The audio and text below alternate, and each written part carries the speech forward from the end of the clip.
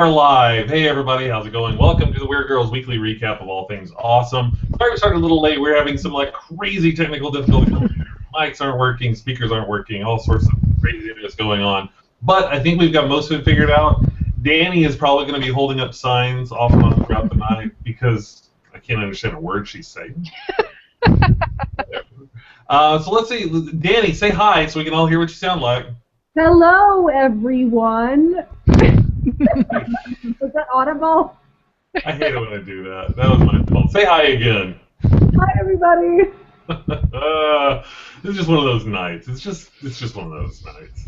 Elizabeth's with us. Say hi, Elizabeth. Hey, everybody. And Kelly Nova. Hello. So much stuff to talk about. Actually, we were talking earlier today, and it almost seems like we're getting into a little bit of a lull, where a lot of shows are kind of ending their run right now, and there's nothing really taking over yet. So it's actually kind of a lull, I think, compared to where we were a month or so ago. We're about to be. Definitely about to be. Oh, we're about to be just swamped. Because Game of Thrones is not on next week, and we had a lot of finales this week. Lot of finales. Oh my god. So next week's going to be, we're just going to be hanging out, chatting, drinking lattes. It's Memorial Day, whatever. Whatever. But let's get started. We're going to start off with what we always start off with. We're going to start off with Game of Thrones. And I know, Danny and Kelly, you're not watching Game of Thrones. Oh, no! What? I'm totally watching Game of Thrones. Where have you been? Are you caught up? I didn't know you were caught up. Yes. Yeah, I watched it this evening when I got home from work well then... instead of doing my obligations because I'm a space case and forever will be in your debt. So, for those of you wondering what she's talking about, the Austin Chronicle, which is one of the alternative magazines, newspapers here in Austin, is going to be doing an article on Danny and Kelly and the whole thing with weird girls and just girls in geek culture and everything. So be on the lookout for that. We'll let you know when that hits. They had a photo shoot today that Kelly forgot about. Oops. Yeah, because I'm an adult with responsibilities that I forget. Whatever. I don't know how better way to say that. Whatever, it's all right. Hey, so Casey's watching again, so hey, everybody say hi, Casey. Yay! Welcome from Ireland, yay! Right? She said something. It sounded like the Charlie Brown adult voice to me. I said no Doritos. Right. Right. Okay, so let's talk Game of Thrones because we're already way behind. We haven't even started talking. So we're going to talk about Game of Thrones because that's the thing that we watched and it's really awesome. Now, some people were saying the Game of Thrones may have been a little slow. Other people are saying, yeah, it was slow, but so much happened. Yeah. Yeah. So much That's happened. crazy. So let's start off with where we all want to spend our time right now. We want to hang out with Tyrion Lannister. What? What? That's where you want to spend your time right now?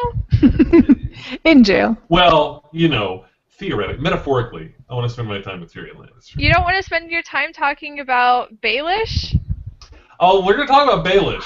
Don't you worry none about Baelish. But we need to talk about Tyrion because we had a big debate last week over who was going to fight for Tyrion in the combat thing. And that's what the whole thing was about because he really had 3 options. Some people only said 2, but he had 3. I think I called it. I don't remember. But the very first person he talked to was his brother Jaime Lannister. And at first, I think that Tyrion assumed that Jaime was going to fight for him. At least that's the way it seemed. Yeah, he definitely did. And then Jaime said, I can't, I really can't fight. The mountain will just destroy me if I do that. And Tyrion, man, you could just tell he just looked crushed because he realized that Jaime wasn't going to fight for him. And he just looked devastated at that point. But he understood, and that's the thing I really liked about it is, at the end of the day, he was really understanding about it. But, I mean, if you were Jaime... It's not like Jaime was just like, nah, bro, you're on your own. Like, he actually has a disability. He can't fight. Like, doesn't used to. Right, so it's not like he's just being a dick about it. Yeah. He was just like, no, like, I really can't. Yeah. Yeah, remember this? That thing? The thing, anymore? yeah. Yeah. The one thing that I did like about that is I think that it felt like Tyrion really didn't seem to care because it would have really been the ultimate get at their dad to have the entire Lannister name just snuffed out like that. because Yep. Jaime would have been dead, Tyrion would have been killed, executed, because he would have been found guilty at that point. There are no other Lannisters here on the Lannister name. Done. There's some cousins, but yeah. Yeah, it's not the same. Yeah. No. It's not Tywin's family that he can Exactly. put around. Exactly. It's not the same. So, I get that. That was kind of fun. The next thing that showed up was Bronn finally showed up. He's been MIA for this entire thing, but he finally showed up. And his new clothes. I know, so pretty. And Bronn was so pretty, wasn't he? He was so excited about them, too. He was. It's just like, I'm a little fashionista now. It was kind of adorable. You gotta admit, it was kind of adorable. Still had a little Braun taste in there, like, the Of gloves course. were, softer than a virgin's thighs. That. Yeah. Yeah. You can't change him. He may wear nice clothes. He's still Bronn deep down Yeah. inside. But we found out where he's been. Basically, Cersei got to him.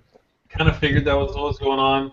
But Cersei made a deal to where he would marry somebody. I don't even remember who it was. But she would basically put him in line for his own title and his own land. If there just happened to be an unfortunate accident with her older sister, yeah, it could happen. They fall off horses all the time. All the time. So Bronn had told Tyrion ages ago, yeah, if anybody asks me to betray you, I'll give you a chance to make a better offer. So he came. He made a better offer, but what kind of offer can he give, really? Maybe Winterfell. Maybe Winterfell. That was the best. The best he could do is maybe Winterfell, because he is married to Sansa, which means that if things happen it's confusing with all this hereditary stuff, but we could get something up in the north. But that was all a bunch of ifs, and Bronn's like, look, I've got this, it's a sure deal. I don't like the cold. Yeah, he doesn't like the cold. The cool thing was they left kind of friends. They were still friends. I think they respect each other, and Tyrion's got to understand, they're facing the mountain. I guess we didn't bring that up, but it's definitely sure Cersei's champion is the mountain. So, and the very first thing they showed was him practicing just killing people. What kind of practice was that? I mean, those people were like, I could have done a better job. Well, yeah, they were just kind of just standing there, and he would just have his big sword, slice them open, their guts would fall off, and they would die. These were like slaves, or like, I don't know, people had been locked up and hadn't eaten in like 3 years. I mean, they could barely lift a sword. They weren't gonna do anything. Yeah, it seems like they were prisoners or something. Yeah. I think the mountain is just as much like a masochist as anything else. He just likes killing and hurting people. Really. So. Yeah. Well, this is a new mountain. This role has been recast like twice already, and this guy just won the world's third strongest man or something like that for the 3rd year in a row or something. Like the actor did? Yeah. The actor just finished the world's strongest man competition and got 3rd place again. Wow. That's pretty cool. Yeah. And the dude's huge. Yeah. The dude is huge. Mm-hmm. And if he won, like, the world's strongest man thing, did he win it, or? 3rd place. Third place. So I used to actually work with a guy that won the world's strongest man. Those guys are huge. So I would be terrified if I was facing this guy. That's all there's to it. The last one that came in to see Tyrion was maybe a surprise. I wasn't that surprised. I wasn't once we found out who the court's champion was. Yeah, as soon as you knew this was going to happen. But Oberyn Martell comes in and talks to Tyrion, and it was actually like a great conversation. I thought that their exchange was like perfect, brilliant, because Oberyn told the story of when he first met Tyrion. He was just a baby, but there had been all this word about this monster that was born to the Lannisters and everything, and they told stories about how it was evil and red eyes and tail and everything like that. And they finally get to see Tyrion, and it's just a little baby. That's all it is. And they were very disappointed. Like, that's not a monster. But Cersei was like, no, he killed my wife, killed my mom. He needs to die. So, I mean, from birth, she wanted nothing more than to see Tyrion die. And clearly, that's motivated everything. She's tried to get to Oberyn. She's gotten to Bronn. Everybody that could have been on Tyrion's side, she's gotten to. Except now, Oberyn's here, and there's kind of a makeshift alliance. I kind of thought that might happen. And sure enough, he wants to kill the Mountain. And he sees Cersei for who she really is, so he's going to fight for Tyrion. Well, and he's wanted to kill the Mountain from day one because he raped and killed his sister. Yes. The Mountain did. So I'm sure once he found out the Mountain was the champion, he was like, oh yeah, we're totally doing this. I get to do it and I get an audience. This is awesome. Right? So did y'all totally cheer for, like, when Oberyn was like, I will fight for you? Oh, yeah. Oh, that was because I lost my damn mind. I was like, yes, he's going to die. I'm so excited. I am so excited about this fight next week. They've been teasing this fight. When he said that, I was like, oh, I cannot wait to see this guy fight. 'Cause they call him the Viper. He's known to be this great, amazing warrior. I mean, I picture Inigo Montoya kind of fighting style all the way. All the way. Like in the middle of it, he's just going to stop and be like, prepare to die. He'll be fighting in the middle of it. He's like, I am not left-handed. Whoa. Oh. That would be perfect. I think it's going to be great. I mean, they've been showing scenes of him flying around kicking things like before the season even started. So the fact we're finally going to get to see it, and it's going to be against the Mountain, that's going to be awesome. Yeah. Elizabeth's excitement dance. She's like, I can't wait for it. It's so exciting. Let's see. Is that it? Is that it? Yeah. That was it. That's a little jig.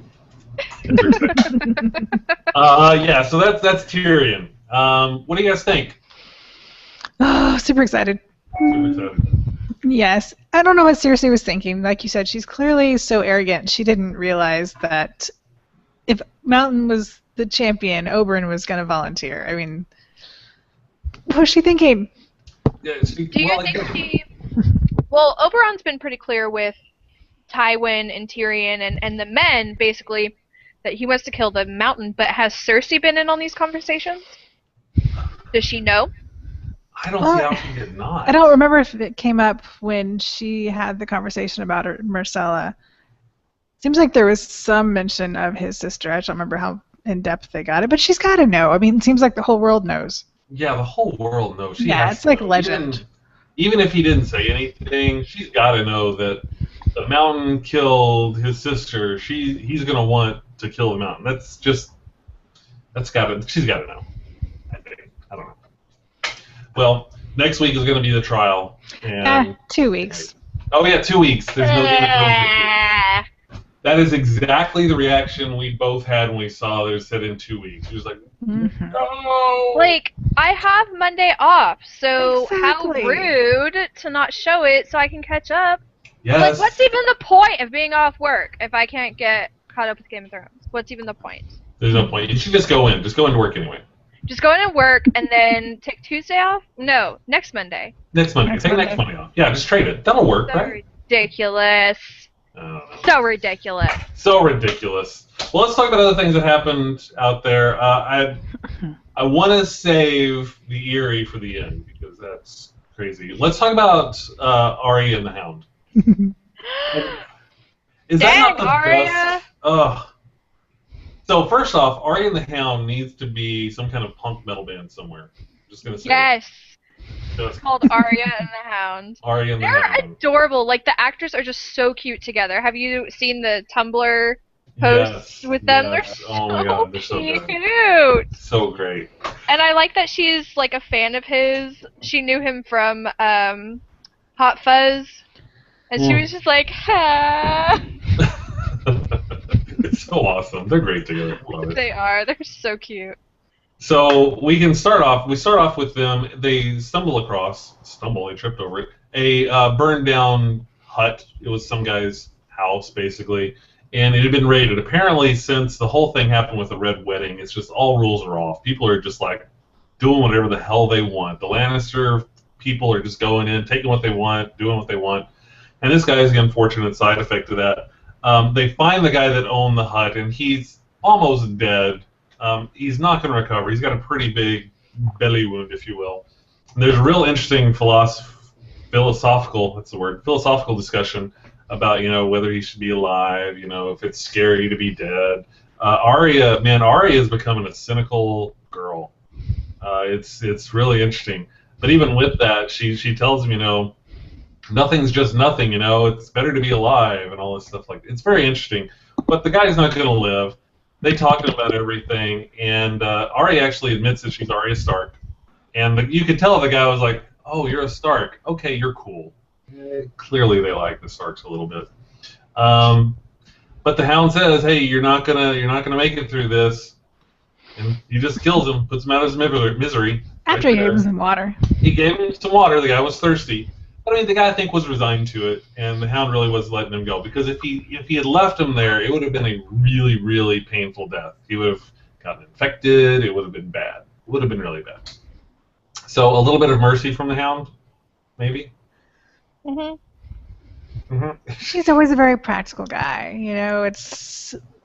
It just made sense. Yes.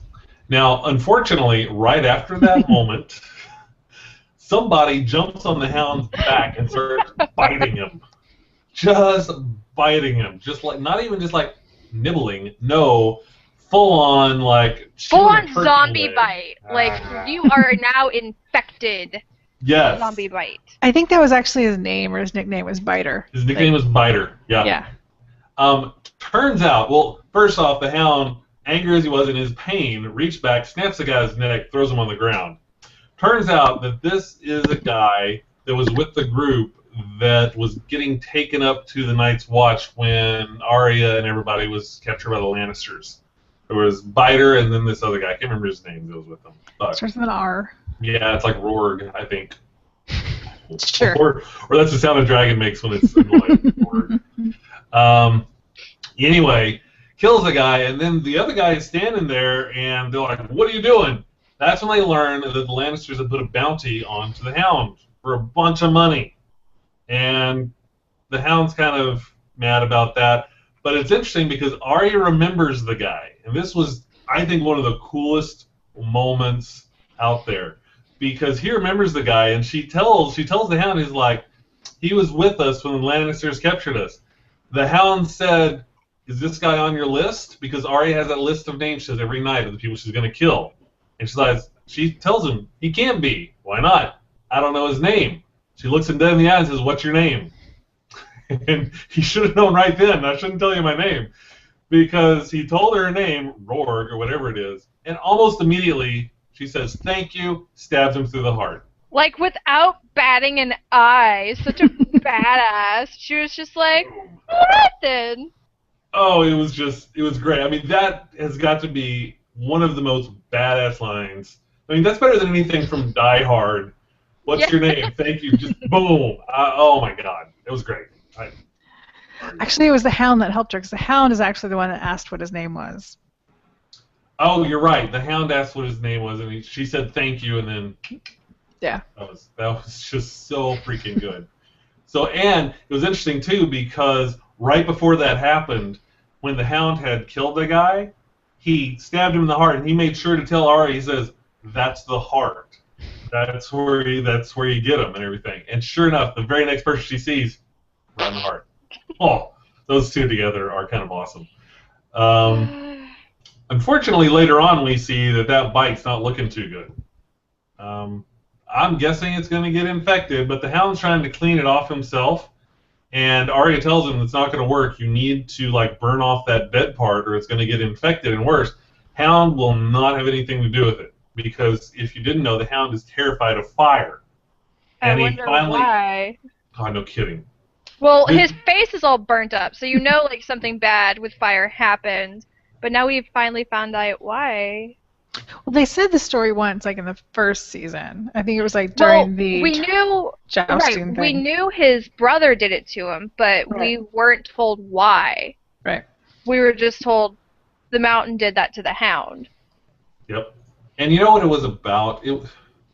It's when they were stupid. kids. It's when they were little kids. The Mountain thought the Hound had taken one of his toys. He was just playing with one of his toys. So the Mountain grabbed his head and held it in the fire and just let it burn. That's it. But the thing that got me the most is it's probably we've seen this a couple of times, but this was probably really, for me, the most tender, if you will. He said the thing that hurt worse than the fire was the fact that his brother's the one that did it. Yep. Oh. So sad. That just ripped my heart out. And over something so petty as he was playing with a toy. Yeah. It's just, and that's affected his whole life, and everybody he's ever associated with because of this. And the fact that his brother did it is just... And his dad covered it up. He said, oh, it was his, the sheets caught on fire or something. Yeah. And then he said the next thing, he's like, he told Ari, you feel like you're alone, you don't really know what alone is.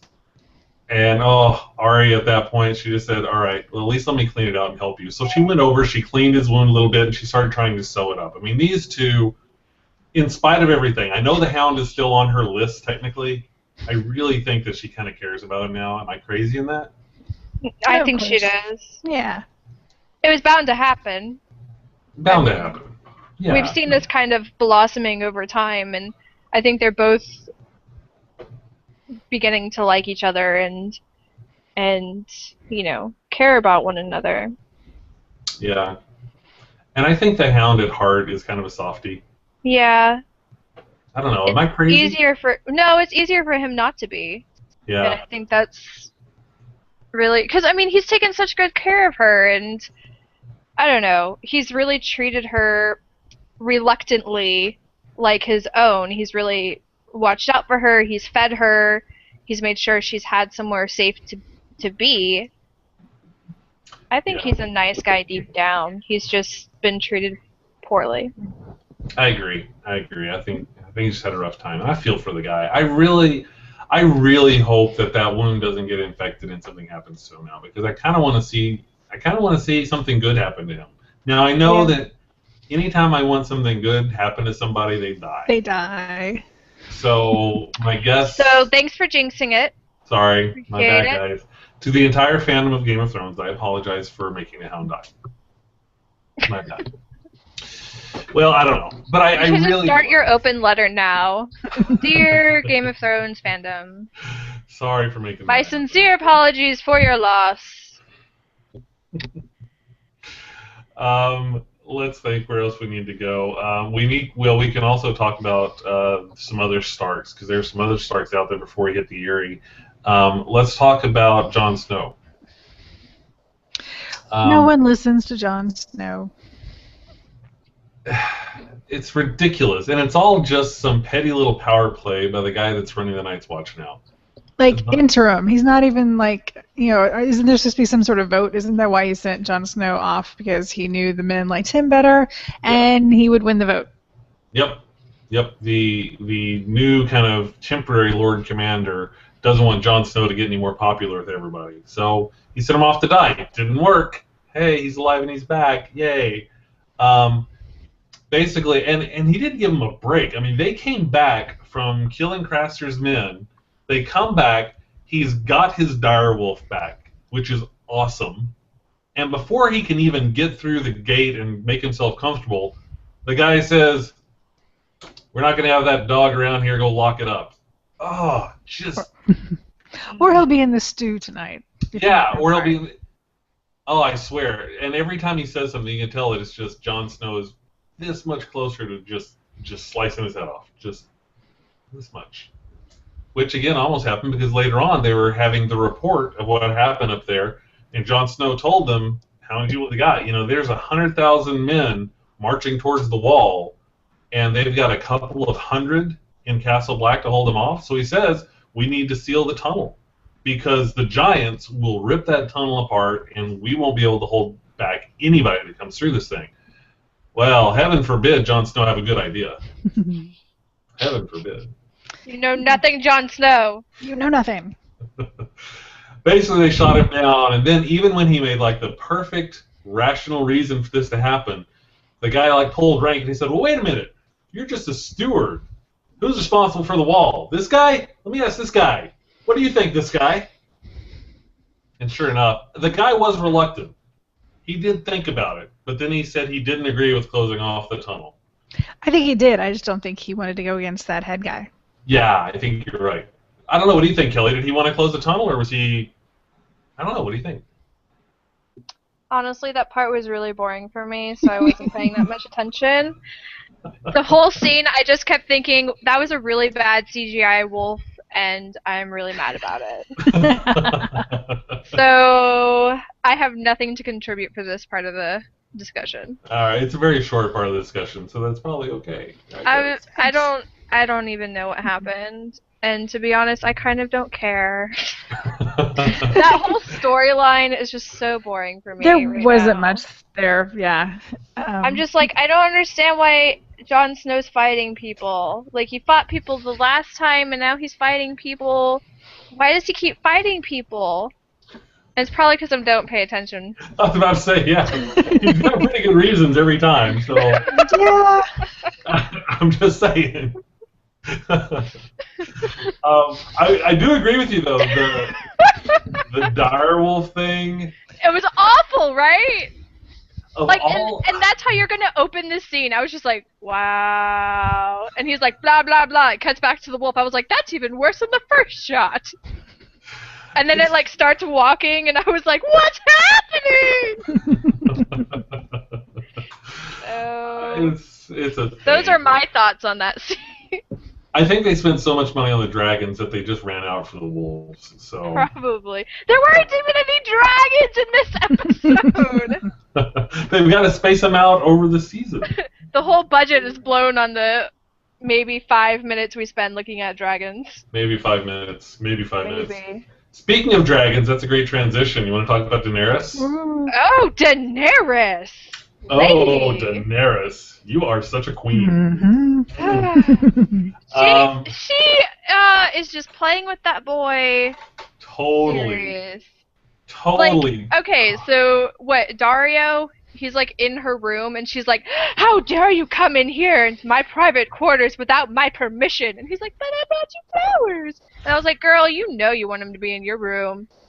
Oh, she does. Oh, she did. What did he say? He said something like, well, just let me do what I do best. And she was like, and then take off your clothes. Yeah, he basically was there trying to get her to. He was trying to talk her into letting him go kill somebody because he's a warrior and he's just hanging out in Marine, not doing what he's good at. I need to kill people. It's who I am.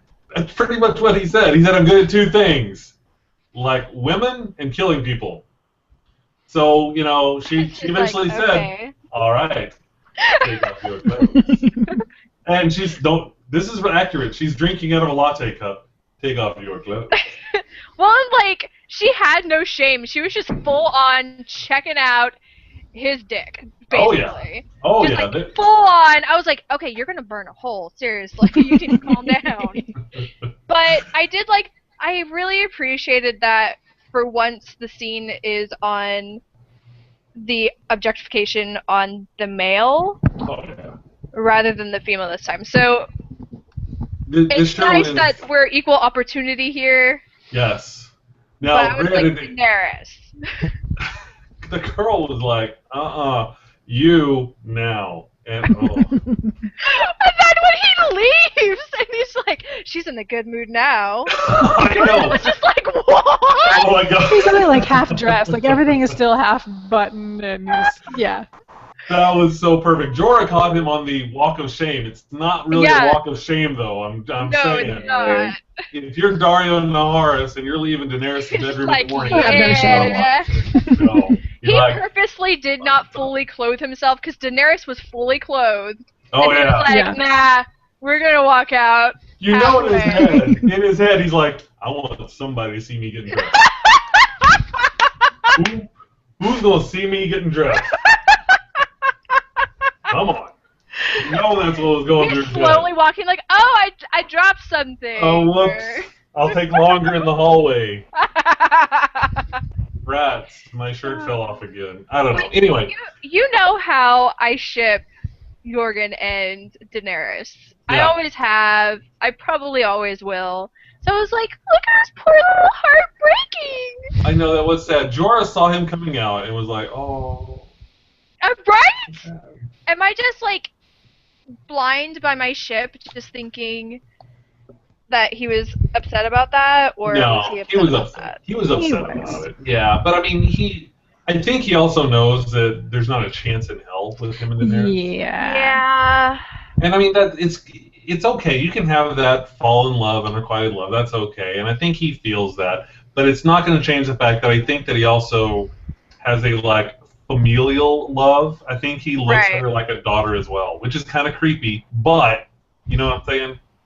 But I feel like he feels like he has the responsibility to guide her. Yes. Because that's she is new to this and she is so young. Yeah. Absolutely. They've been through a lot together. Yeah, they've been through a whole lot together. And he did a really good job because basically Daenerys told him that he was sending Dario and the Second Sons to go back and kill every one of the masters in Yunkai and take over everything. Retake control of Yunkai, basically. And Jorah told her, is like, whoa, hold on. Because once you're doing this, you're not any better than what you're fighting against. So think about what you're doing. And she told him, he's like, I will kill those slavers. And that's when he reminded her that he was a slaver. And he wouldn't be alive today if that same attitude was the one that Ned Stark had. Ned Stark exiled him, let him live. And that moment where she realized I wouldn't have him here, I think that made her kind of click. And she told him, it's like, all right, go tell him if they get a chance, send, what's his name? The guy that was in last week's episode, the petition to bury his dad. I don't remember his name. Anyway, Too many names. Too many names. She's going to send him out with the Second Sons to retake control of Yunkai. And there's a really, really cool part on there that I think made Jorah feel great. Because she originally told him, he's like, tell Dario I changed my mind. And then as he was leaving, he says, wait, tell Dario you changed my mind. And you could just see just this little inside Jorah was like, he was just like, she loves me! Yay. It was perfect. It was so perfect. Oh, yeah. It was just great. I mean, it was just really great. Well done. And now on to Brienne and Hot Pie. Don't get me started about the gravy. Don't get me started. Don't get me started about the gravy. Don't get me started about the gravy. So, yeah.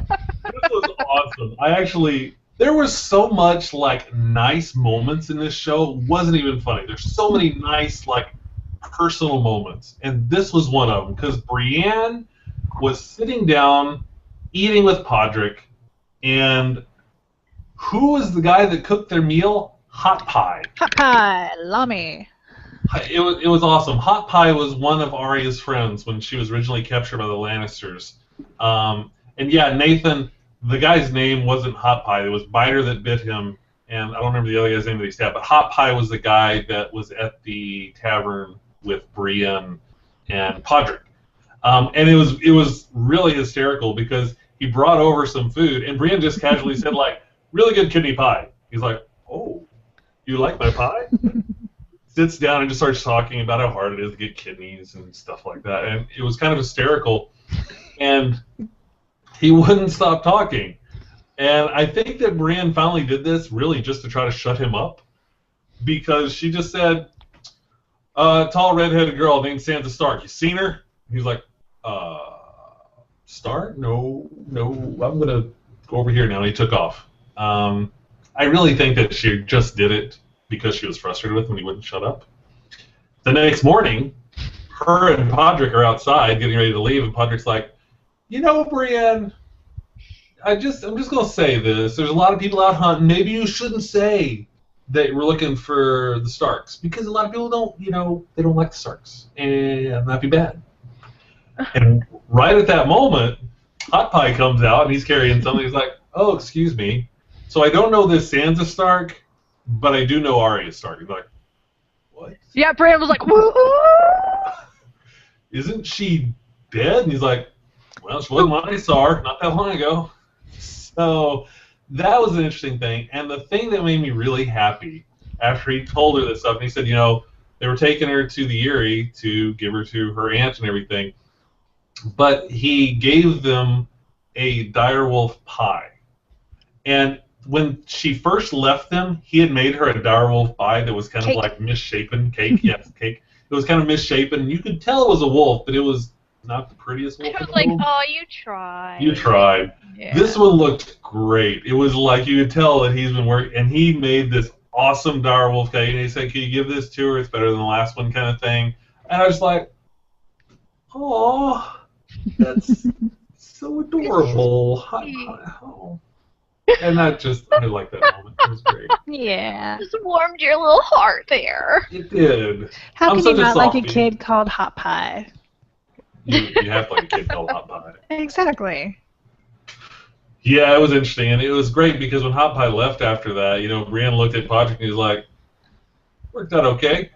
Just saying. It's a thing." So they talk it out, and it was really I really liked the moment because Podrick was telling her that, he had to learn all the houses and who was married to who and who was where and what and everything like that. So she asked him, if they should go to the Eyrie, and he thought, yeah. She asked him, "Are you sure?" Nope. But they veered off towards the Eyrie, which I thought was kind of awesome. So Brienne and Podrick are heading towards the Eyrie, where we know Sansa is, and we know where Arya is heading. I thought they were asking, wait, are you sure you go this way? And he said, nope, and they went that way anyway. Like they didn't know which way to go. That was it. The Eyrie was to the right. Oh, I thought they didn't know which way the Eyrie was. Like they came to a fork in the road. Do we go right or left? No, they know which way because they were originally heading up north, which would have been where they were. If you look at the map where they were, if they had headed left, they would have headed north, but heading right would have headed east towards the Eyrie. Gotcha. And I know this because I looked at the maps. So if you didn't look at the maps. Nerd. Yes. Absolutely. So yeah, that happened. So Brienne, Podrick, heading towards the Eyrie. Sansa's at the Eyrie. Arya's coming to the Eyrie. There's a chance, but you know what happens when there's a chance. They're gonna miss each other. You're gonna miss each other, or somebody's gonna die, or something. I don't know. The Hound's gonna die, and they're gonna miss each other because Arya's gonna be like revenge and go kill everybody. Didn't she already like that? Yeah, I picture Arya to be like Luis from Bob's Burgers. Really? Yeah. Okay. That sounds That's like a not movie how to you me. see her? She's absolutely a troublemaker. I haven't actually seen her like that, so I'll revisit that. Alright. All right, I'll revisit. Alright. I'm open to the possibility. But now that we've talked about everything leading up to the Eyrie, let's talk about the Eyrie. Yes. Because that place is full of nothing but crazy people. Well, there was another. Speak Yeah. of nice moments. It started out with a nice moment. It really did! Beautiful. Oh, Yeah. it was so. Okay, Sansa's making Winterfell out of snow. And it's wonderful and peaceful. And I was like, oh, what the frick is going to happen now? Yes. And little Robin comes around the corner. I was like, oh, crap. And at first, he's really nice. And it's like, oh, this, like, is an actual person and not, like, the demon spawn. And he even mentioned, like, And- when we get married, and she didn't freak out too much. and- Right. And he was actually really sweet. And he was like, we can, what did he say? Like, we could rebuild Winterfell or something? I'll give you Winterfell? Yeah, he wanted to put a moon door in Winterfell. Well, right, but he was like, I'll rebuild Winterfell. Yeah. And she's like, really? He's like, yeah, with the moon door, hello. Yeah. And Yeah, of course. he's like, we need to put one in your little castle. And he slipped and, like, ruined part of it. Mm-hmm. And I think Sansa kind of flew off the handle first. She was like, you ruined it! And I'm just done all over! Like, which is like, girl, you know he's crazy. You shouldn't be talking to a crazy person like that.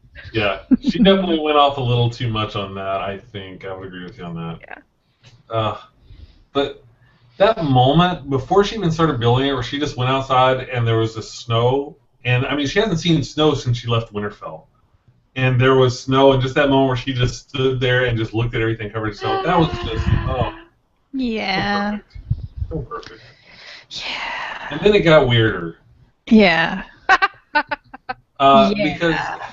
after Robin screwed up the thing and she went off, he starts yelling and just destroys the whole little snow castle that she made of Winterfell, and she just slaps the crap out of the boy. Just wham! That was fantastic! That Yeah. was She just smacked that kid. yeah. Of course, I think as soon as she did it, she realized, oh crap, my aunt's insane. Yeah. She's gonna kill me. Yep. And So then- Robin runs off and Yeah. Mommy! now the cool thing was that Baelish came down. It got The weird cool quick. thing? Hold The on. cool thing. The cool thing was he came down and he said he deserved it. His mom should have done it ages ago. That was cool. And then the coolness stopped. Then the coolness stops. And then things got weird, like we all thought it would. Yep, all of our thoughts, imaginations, they're From pretty day much it. one, it's been building up to this.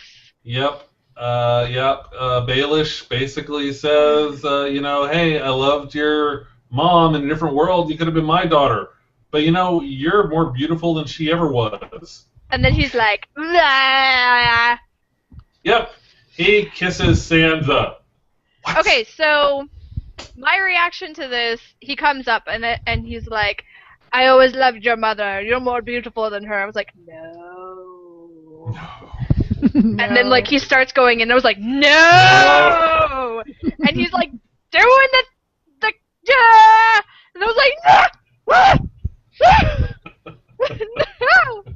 And then I saw Crazy Pants Aunt in the background and I was like, oh, she dead. Yep. Sansa's gonna die. She did. And sure enough, guess who gets called into the big throne room with the moon window in it? Yes. And the door's wide open.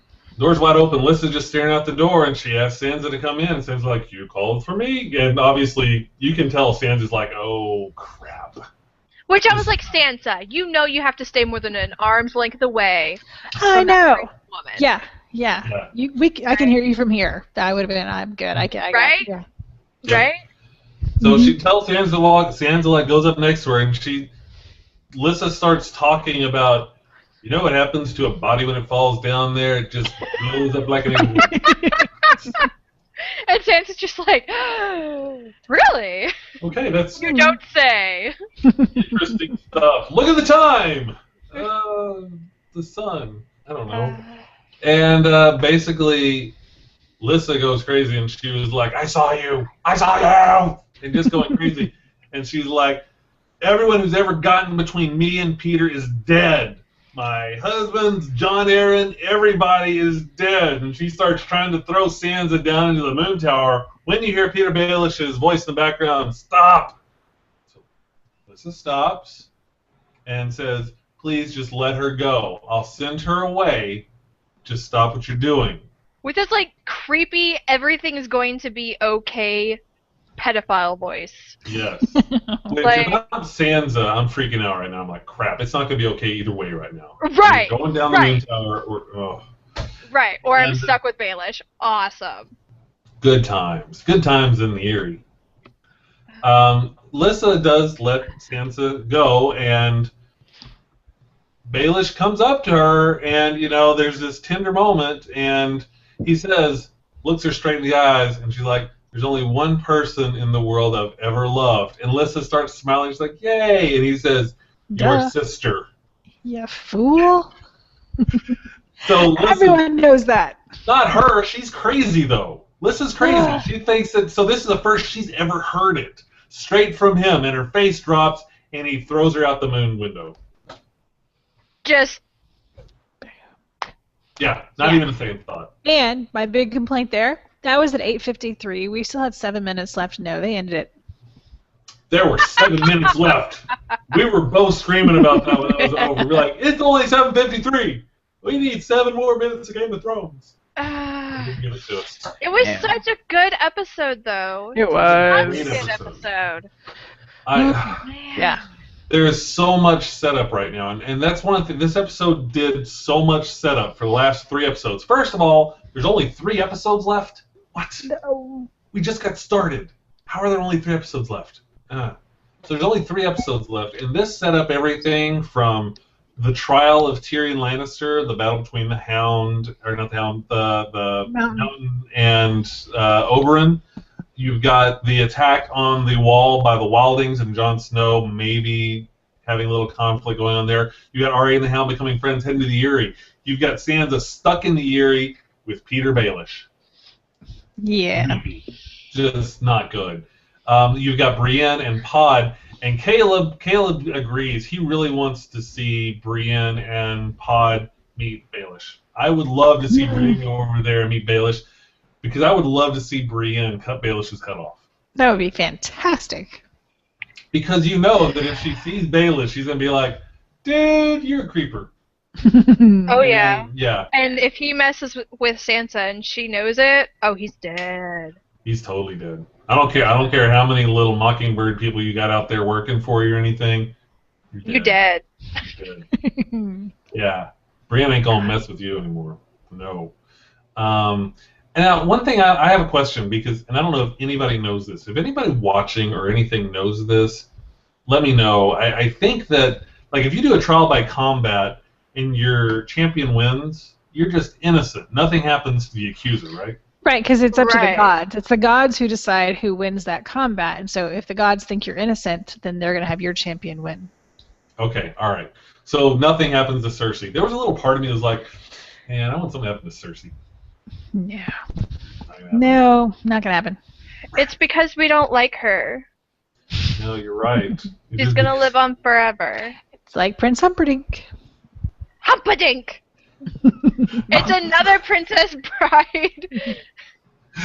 I don't know if I've ever heard Cersei compared to Prince Humperdinck before. Humperdinck! So anyway, that was Game of Thrones. What do you guys think? Anything? What's pounding in your brain right now? So all the stuff that happened on this one, I'm like excited about. I'm most stressed about Theon, because he's. Oh, Theon. Yeah, he's coming up next week too, I think, or 2 weeks, whatever. Next episode. Yeah. I don't know what to think of Theon. Is that Kelly? From the look on your face, it sounds like that's a storyline that bores you. It does. I know what's going on. I pay attention during that one. Okay. I have mixed feelings about it. No, I do because I love the actor that plays Crazy Pants. What's his name? Ramsay. Oh, Randy Bolton. Rowan. Yeah. Ramsay. The actor is I can't say his name because it's Welsh. So there's that. Because I love him as an actor, and I know him from Misfits, and I think he's brilliant, and he's amazing. And this is a completely different character from what I know of him in Misfits.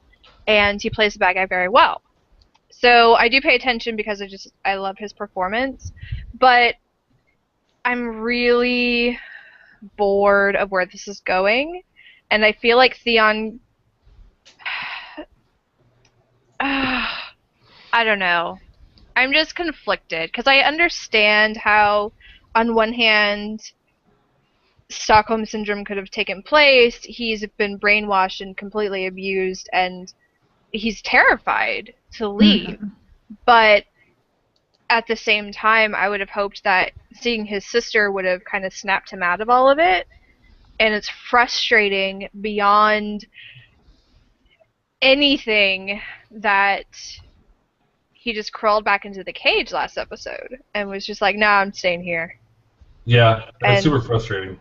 Yeah. I mean, so at the same time, how many stories do we hear about parents whose kids have joined the cult and then just, even when the parents go and find them, they're like, no. Like, I even saw something the other day, they were like, that's not my name anymore, don't call me that. It's like, I don't know, that person's dead. There was something where there were some parents, they found their daughter that was with the cult, and they were trying to talk to her, and it was like, Casey, why won't you come home with us? It's like, Casey's dead. Were you watching Mad Men with me? Because that happened on Mad Men a few weeks ago. No, I didn't see that. Wow, okay. So, I don't know. It is frustrating. I think it could happen, and it is kind of frustrating, and that's probably why. But maybe, but I just hope someone gives him a pony and like a field of flowers, and just he has a happy. I don't know. He's not going to be happy anywhere with. No. Yeah. I don't understand where this storyline is going. Like, obviously, from what was happening, they're going to take Theon down a route I wasn't expecting, but I don't know. Maybe it's going to be a Stark that brings him out of it, not his biological family, because he doesn't really have that much connection to his biological family. Yeah. Well, but and that's what's frustrating too, because they're talking about Not that there's Rob many Starks left. dying, and you could tell it really bothered him, and he remembered that part of his life, and he was really upset about it, even though he was trying to hide it. And then his sister comes along, and he like flips out. It's frustrating. It's very gonna frustrating. be a Stark. I think it's gonna be a Stark. If anybody's gonna pull him out, I've got to say it's gonna be Jon Snow. Jon Snow and him were tight. I don't know though. I think it's probably going to be Bran. I don't know. I think the others are too young. I don't think he really connected to anyone except for Rob and Jon. He killed those boys and made it look like it was Rickon and Bran. And I feel like because they were, he was telling his captor about, he killed these boys and made it look like Rickon and Bran and they're still alive. I feel like if he were to see them again, I don't know. That's a really good point. That's possible. I don't know. Well, first off, so Caleb says that he has a feeling that the fake Theon storyline could be interesting. It's been kind of boring now, but the whole fake Theon going in and taking the castle from the inside could be interesting. It really could be interesting. I don't know how that's going to play. Is he going to be able to be a fake Theon without becoming a real Theon? Oh. I don't know. So it really could turn around. I kind of like you said, Kelly. I had no idea they were taking Theon this direction. Yeah. I mean, wow. Totally. Yeah. Had no idea this was happening. So. I just thought he would forever be a servant, and we would just see this perpetual torture of Theon, and I don't know. We'll see. There's going to be some interesting with it, and starting next episode, 2 weeks from now, we'll start to see some of that happen. But that really could be interesting to see how this plays out. How damaged is Theon? We'll see. The question we got from Nathan Dayspring wants to know, what do we think is going to be the shocking event in the next to last episode? There's always one in the next to last episode. What's going to be the big shocker this season? No one's getting married right now, right? No. Well, I know. It's not going to be. There's no more weddings. Yeah, not anytime soon. We got a purple wedding. No more weddings. Just stop with the weddings already. I don't know. I mean, there's the combat. There's the big fight. Yeah, but that's next week. They always have the big event on the penultimate episode. That's when they have the big one, and the last episode kind of leads into the next season. So what's going to be the big thing? Could be. Do you think something with Bran is going to happen? Finally. I don't think so. I think Bran's going to get drug out until next season. Yeah. Could be the White Walkers or the Wildings or. We haven't seen a lot of the White Walkers since we had that big reveal a few weeks back, so maybe. I really hope that. I mean, I haven't read the books. I have friends that have, so I've gotten kind of. I've just asked them questions of. Don't spoil it. Just tell me yes or no. How quickly does the story with the White Walkers develop? And they're like, oh no, it's super slow. It's super, super slow. So I hope that in the show they develop that a lot quicker than they are in the books, because I feel like if you're going to put it in the show, for the show you need to expand upon that more than what we've seen so far. It's just frustrating at this point. I can see that. Well, I think they are starting to speed up a little bit compared to the books, so we'll see. They might just do that. I have a hope that the big event... Well, okay, I'm going to say one of a couple of things. The big event is going to be the attack on Castle Black. It's going to be a big, big deal. That's going to happen. Or I think that Arya and Sansa are going to get together at the Eyrie. And then Arya kills Baelish. That'd be awesome. But Baelish isn't on the list, though. Oh, he will be. He will be. Yeah. That's true, because he betrayed... He also is the one that betrayed Ned Stark in the first place. Yeah. So you don't know that, but... It's a dynamic list. It's not set in stone. Yeah, it's a shifting list. It's a thing like that. So now that Lady Arryn is dead, what's going to happen with Robin? Oh, I would not be surprised if he got thrown out the moon window as well. Make him fly. Yeah, make him fly. He likes flying so much. Fly, boy, fly. I don't know. That Robin dude's your crazy. mommy, little Robin. Well, realistically, that boy can't survive without his mom.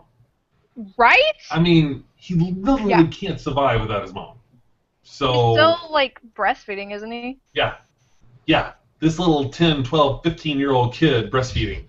No, he can't survive without his mom. So I think he's going to be a basket case and all that. Unfortunately, he is the heir to the Erie, which I don't think Peter Baelish is going to like that too much. So Nah, I think he's gonna die.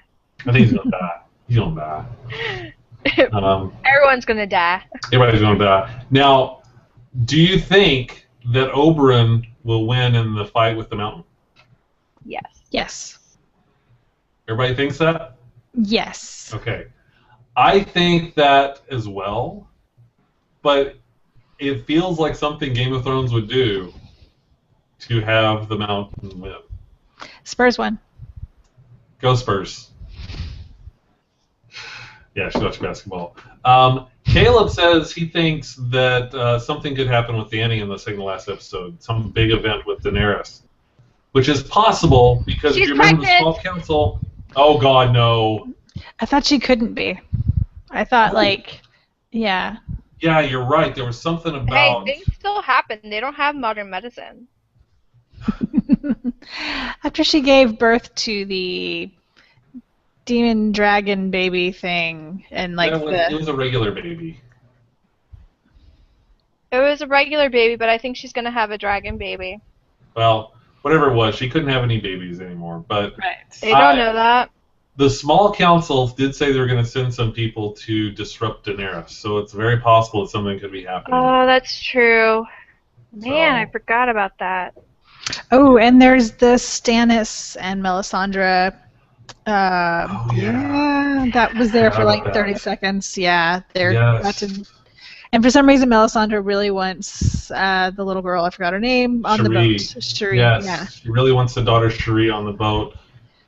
And What was it kind just of some- demonic witchcraft are they gonna do with her? I Yeah, don't know. exactly. we didn't cover this, but there was a real kind of short scene where Stannis' wife walked in on Melisandre taking a bath, and they talked about all this stuff. It was really interesting. Melisandre admitted that a lot of the stuff that she sees is tricks that they use. You know, she's like, this makes the fire get bigger. It's not the god, it's just me doing it. But if it helps people see the god, then it's okay to lie like that.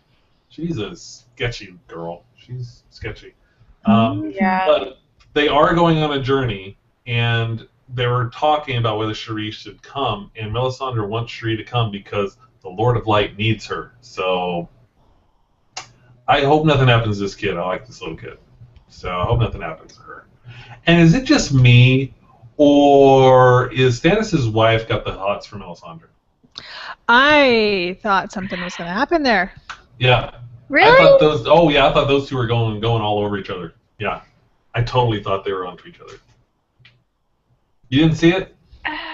Oh, I the thought way- it was more like, okay, well, because of the conversation they were having between them, the wife was like, you can tell she's basically jealous because Melisandre slept with Stannis. Right. It seemed more like she was like, I wish I had what you had. Kind of checking her out, not necessarily like, I wish I had I you. had you. that's what I saw. I was like, I wish I had you. I didn't see that. I saw That's both. interesting. I saw You saw both. both? I'll have to go back and watch it. I wasn't. My mind wasn't there, I guess. So, what are you saying? I'm it just was- saying I didn't think about it. I don't know. I don't know. Whatever. I don't know.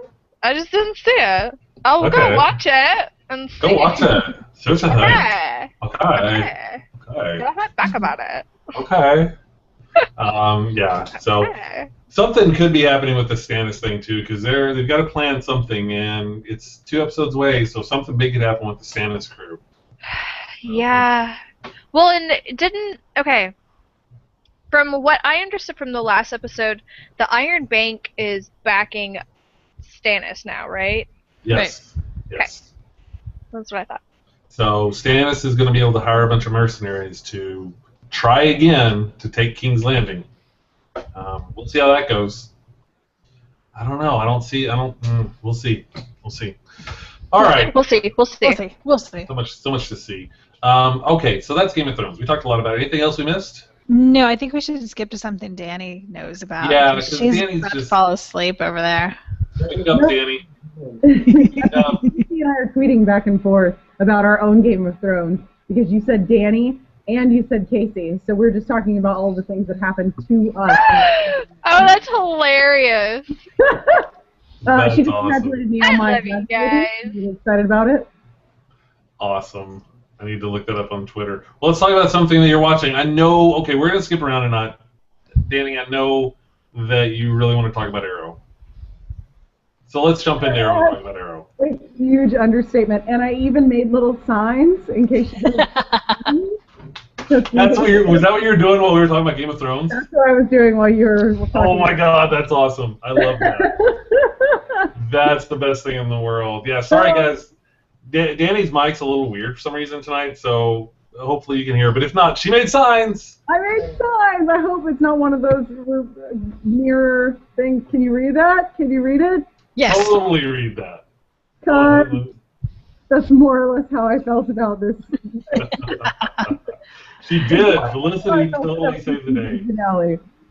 So this was the season finale of Arrow, and this is the big confrontation between Slade and Ollie and the whole crew and everything. The episode was called City of Heroes, and basically it was a city of heroes. All the heroes are fighting the bad guys, and it was kind of awesome. I really enjoyed some this. of the bad guys are fighting the bad guys. Actually, some of the bad guys are fighting the good guys because the Suicide Squad has to stop Amanda Waller from destroying the city. So even it's the opposite. The bad guys are fighting the good guys, but for the good reasons. Crazy talk. It's crazy. There's so much crazy going on. How can you keep track of the crazy? I don't know. Well, let's see if we can narrow this down. So we split off into two groups. So Diggs goes with, well, first off, they're in the clock tower at the beginning of the episode, and they've given Roy the antidote, but they don't know if it's working. And then all of a sudden, the proximity sensors go off. I love that. Is there really such a thing as proximity sensors in the world? I want some. I really want some of these things. It's like those movement sensors in Alien that pick up people moving around. I want that stuff. Well, anyway. Jehovah's Witness is coming to your house. Wow, wow, wow. So they get this notification and they see a bunch of Slade's army like running to the clock tower thing. So like, oh God, we gotta get out of here! Ah! And they fight off what they can. Ollie uses one of his awesome kind of like grappling hook things to make another zip line. They kind of zip line out of there right as Slade's crew gets up in the tower. And this is awesome. This is the bell tower. This is where Sarah was hanging out, and they would always kind of go there to kind of gather themselves. When a helicopter, an Argus helicopter, flies by, and I cannot remember her name, but Diggs' wife. What's her name? Oh, goodness. Felicity, I don't care. Okay, you don't care. Not Felicity, it doesn't matter at that point. She's on the helicopter being a badass, and she shoots a rocket launcher into the tower and blows up the tower and saves the day. Yay! So, after that, they all get together, and they've got to have a plan. They've got to figure out a way to get through this.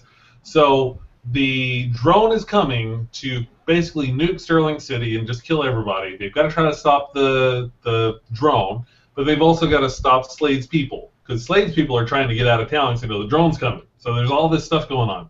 So Diggs and his wife goes off, and they head to Argus. And Ollie and everybody else goes off and does their other thing. While this is going on, there's a conversation where Thea actually shot Malcolm. I didn't think she did it, but Thea actually shot Malcolm. But, of course, he's wearing Kevlar. He's like, Kevlar.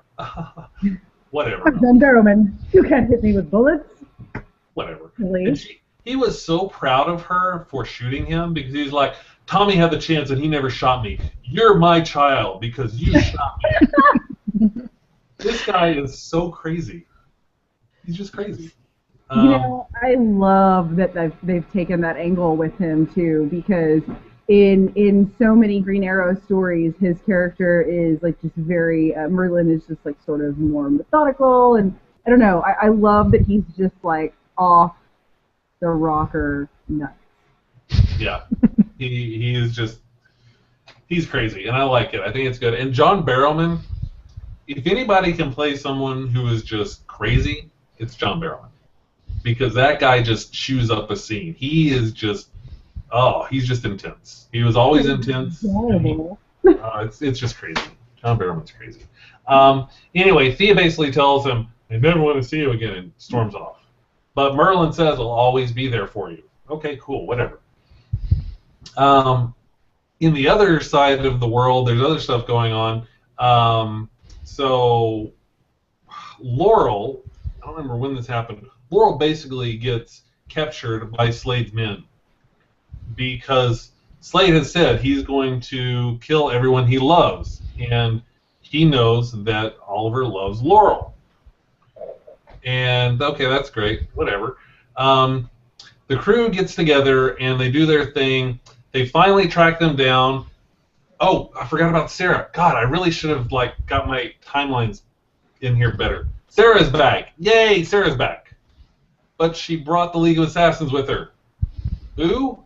Yay. She brought the League of Assassins to help fight off Slade's guys in exchange for her going back to the League of Assassins. How do you feel about that? How do you feel about Sarah going back to the League like that? So this is one of those things that in the comic, Black Canary and Arrow go back and forth all the time. Like, even after they're married, they fight all the time. There's just a really, wishy-washy circumstance in their relationship. And I think that, first of all, I think that this was a really good, practical way that befits her personality and his for them to sort of break ties with one another. And for them to get on that footing where they may or may not sort of be together. So I like that. It definitely seems like I like the fact that Sarah is the person who will do the thing that sucks the most to save people. Ollie is, I think, outside of the box person, but in this episode we sort of see that he can only think outside the box enough to be successful with the help of his backup team. And Sarah is much more independent. She's much more like, go for it, get it, I'll do it all by myself. And I think that her solution with the League of Assassins was her sort of finding her own plan without anybody's help, without relying on Ollie and his backup team. All right, fair enough. Yeah, that makes sense. And Ollie didn't want to kill anyone, and the League of Assassins were like, we'll try that until it doesn't work. Yeah, that was fun. Maybe we won't kill anyone. Maybe. We'll talk about it. We'll talk. We'll see. Well, there's a lot of stuff that goes on in and out and everything. At one point, Oliver and his crew come back up. They find out that Slade and everyone is headquartered out of Queen Consolidated. So they head to Queen Consolidated, and Oliver shows up, and Slade and Isabel and a bunch of the soldiers are there, and he's like, can't believe you came here alone. And Ollie's like, I didn't come alone. And that's when the League of Assassins crash through the windows and they start fighting. It's this awesome fight scene. They keep trying to shoot Slade with the cure, and he keeps just knocking. This guy can knock cure arrows away like nobody's business. He's just like, pa-ching, pa-ching, pa-ching. No cure arrows going on him at all. So they can't get him, and Slade knows that they're actually losing this fight a little bit because they've cured some of his soldiers, and he leaves. They're like, oh crap, we can't get him with the cure. What are we going to do? I can't get the cure to him. That's really bad. So they find out what's going on, that all of Slade's troops are heading to leave the city because they know the drone is going to hit soon. So they're trying to leave the city. It's like, we've got to get them before they get out of the city. So they start their plans to head out there. But before they head out there, Oliver takes Felicity back to the Queen estate.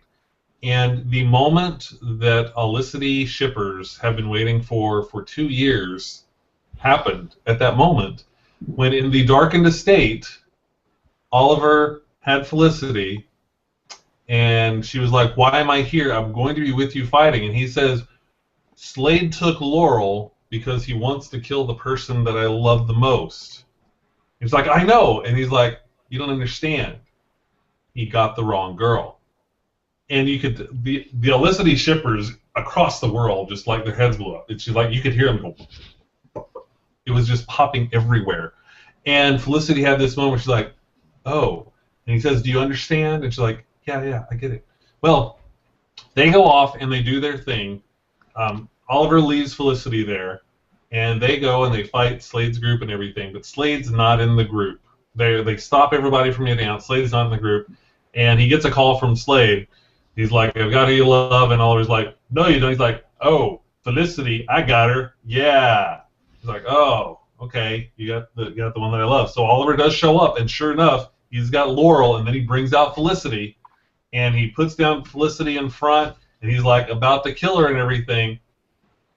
And that's when Felicity, she's got a little vial of the cure hidden, and she reaches back and slams it in Slade's neck and gives him the cure. Go, Felicity, saving all the the day. while looking appropriately terrified because she's scared as hell. Scared, That's terrified. what I love. There was never this moment where her face went all like Jean-Claude Van Damme. She looked scared the whole time because that's the side of her character's element, and she did it anyway because she's awesome. Yes, Felicity is awesome, and she did it. And sure enough, they fought, and Oliver finally beat Slade, and he had the chance to kill him, but he didn't. He basically captured Slade and put him in where he called Purgatory. And Purgatory is back on the island. There's an Argus prison under the island where he was for years, and he has got Slade in a cell under the island. I have so many questions about that, it's not even funny.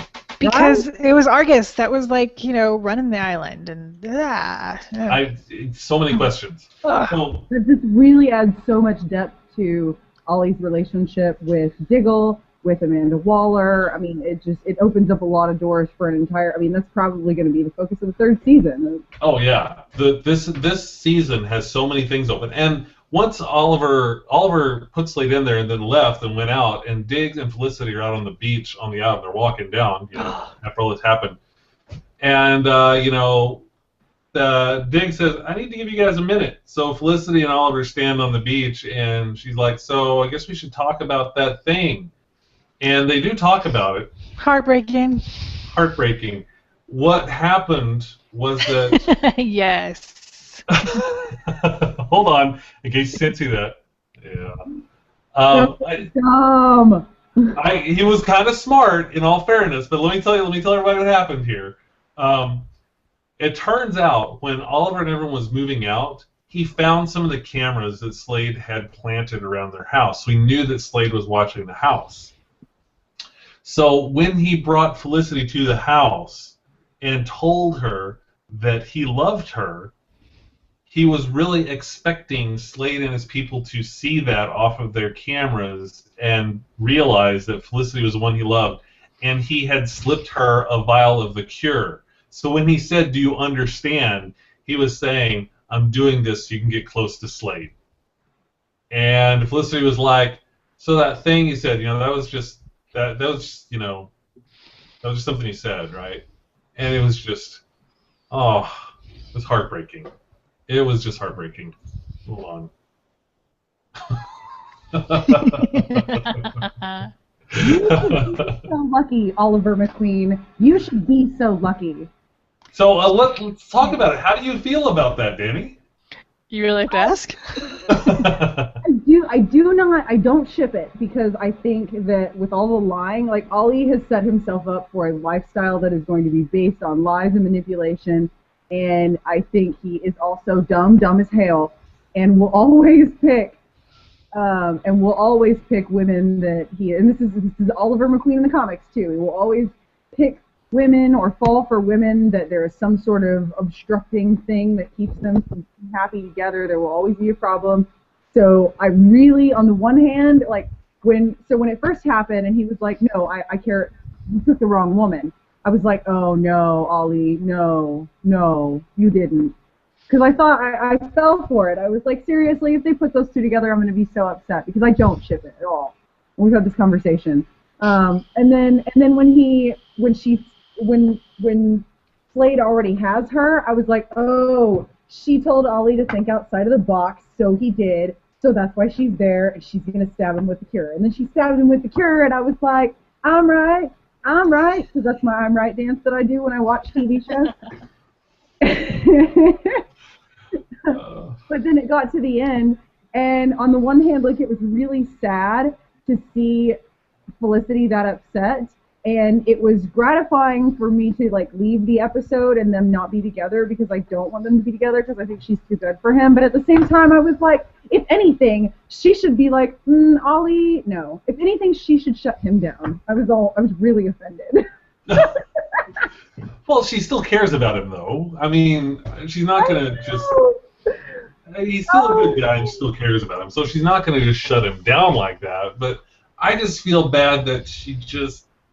Oh, between Oliver and Barry, she just cannot catch a break. I swear, it's just sad. I love Felicity. Everybody loves Felicity. Eric even said in the comments, it's impossible to not love Felicity. It's so true. She's got the best lines in the show.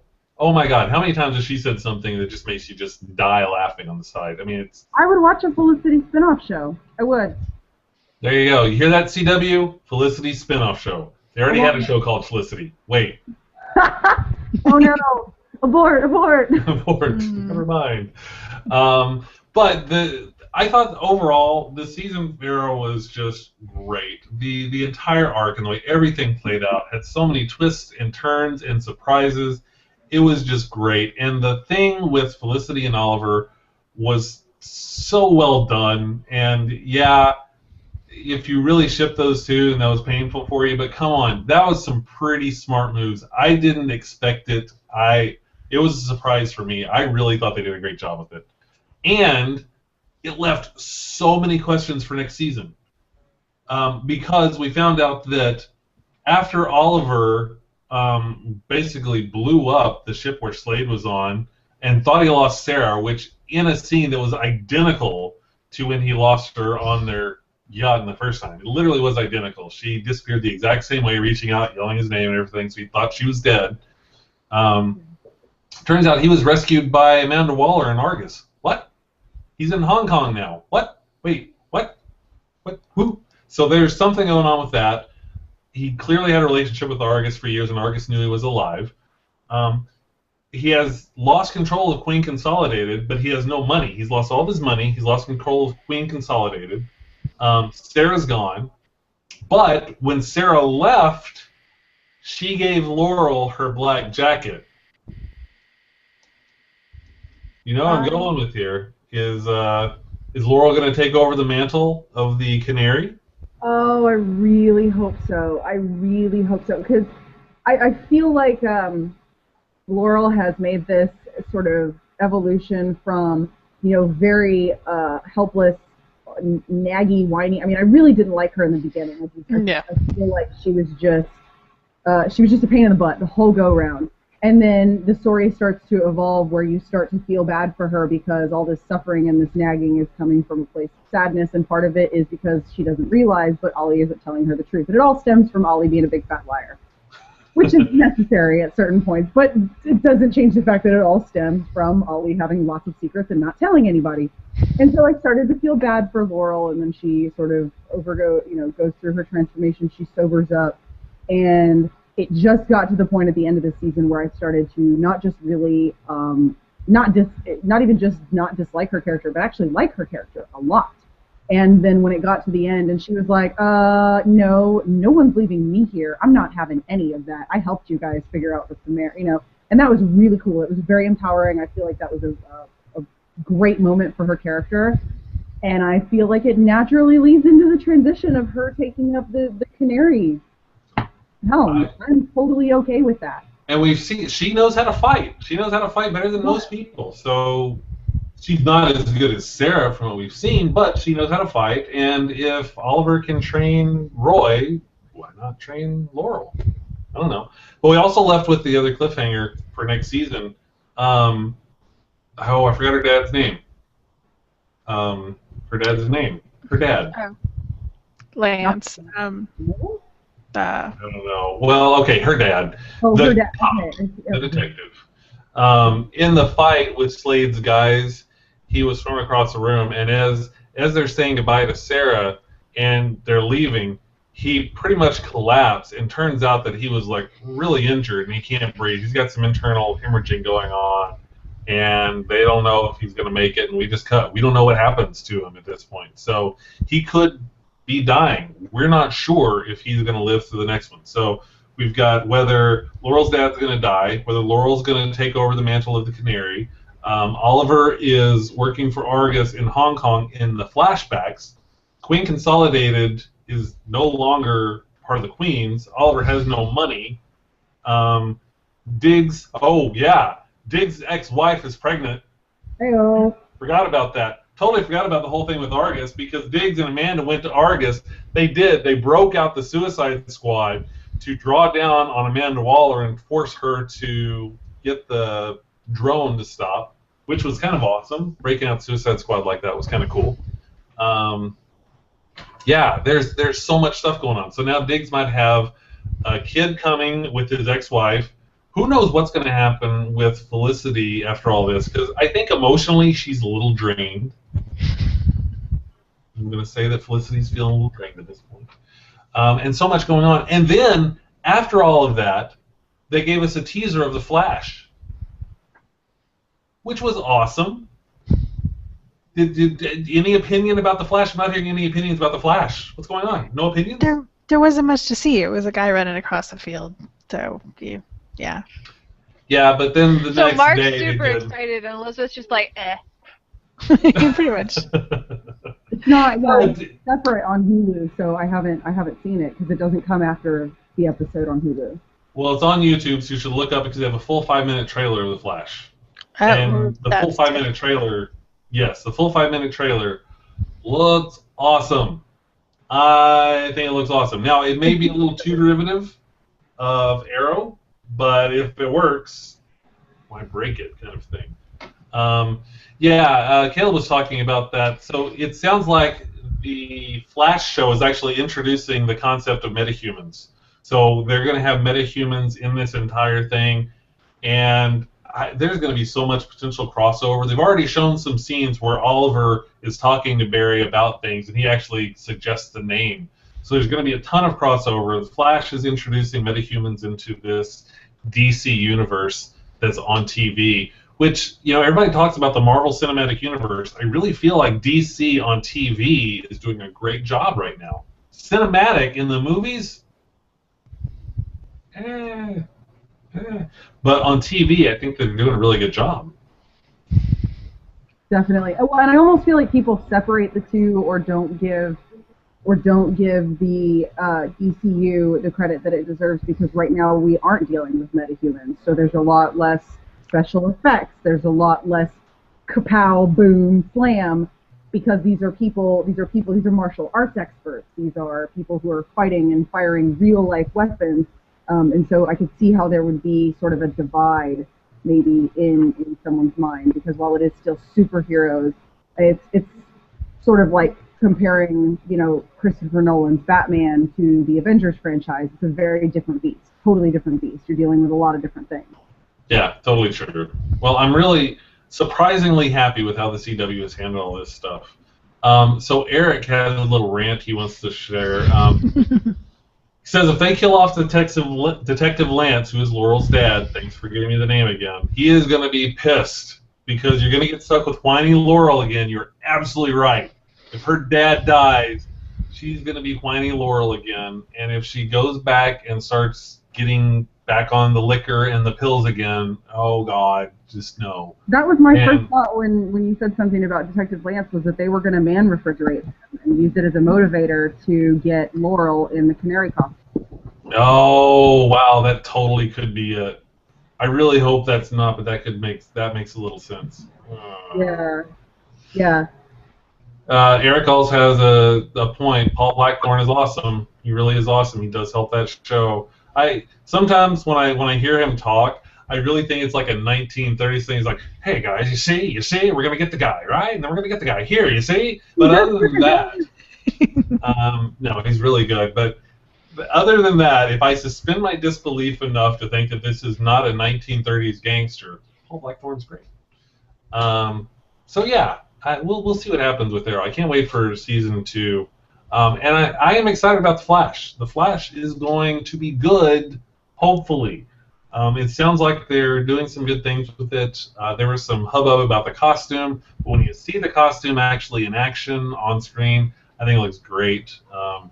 If you have not seen the trailer for Flash. You need to check it out. Check it out on YouTube. Check out the trailer for the Flash because it's awesome and it's coming this fall. Yeah. There's one more thing I wanted to talk about with Arrow before we move on. Okay. I even made a sign about it because I was so excited. I don't know if you can see it, but we totally forgot to talk about Thea's ending. Oh yeah, Thea's ending. Oh my god. Oh my god, that's right. So I Thea. really want to see her. So Thea, Roy, when he came to, he called Thea, and Thea kind of freaked out because she didn't know what happened to Roy. So she went to meet him at the house, and he was like, "We'll just get out of here. Just you and me. We're going to get out of here, and we're going to start over." Okay. Right then, Oliver calls, or actually Felicity, and says, "We need you." So he has to leave. So he says, "Look, just pack our things. I have to take care of this. I will be back." So as she is packing their things together, she finds a bunch of arrows and a red bow, and she's like, "Oh no, you're still working with the vigilante, the arrow kind of guy." So she jets, and she leaves him a note saying, I can't be with you like this. I'm tired of all the lies. I'm tired of you lying to me. I don't trust anyone anymore. And they show her walking kind of down underneath the bridge thing, and she goes and she gets into a limo. Where's she getting a limo? They don't have any money. She gets into the limo, and across from her is Malcolm Merlyn. That's right. Because she already assumes he's going to lie to her, and she's tired of being lied to. At least she knows where she stands with him. Like, she already knows that he's going to try and manipulate her. It makes sense that that's where she would go. Yeah.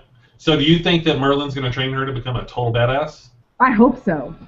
I mean, honestly, it makes sense in the story, and it's getting to the point, and it was getting to a point in the story where everyone watching Arrow was like, "You could have told her then, and you didn't. You should have told her then, and you didn't. Yes. You should have told her then, and you didn't." The whole show is just an excuse, a series of excuses for you to not tell her. So once it gets to the point where even the audience is like, "Okay, dude, seriously, you got to tell her," and you're not, I feel like there's a theme here of Ollie creating his own nemesis, and this is the next logical progression, I think. Yeah. So Eric Radcliffe wants me to ask you a question, Danny. Yeah.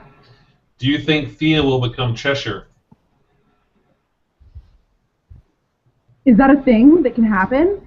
I guess there are a million things that can happen. Are you kidding me? It could be anything. Why not? CW? Oh my god, you guys. Do you think That's a it? great idea. I mean, I honestly don't know that much about this character in the DC universe. Honestly, I know more about the Marvel universe than the DC, so I don't know that much about Cheshire. So what's the story with her? Is there something? Should we just look it up on Wikipedia?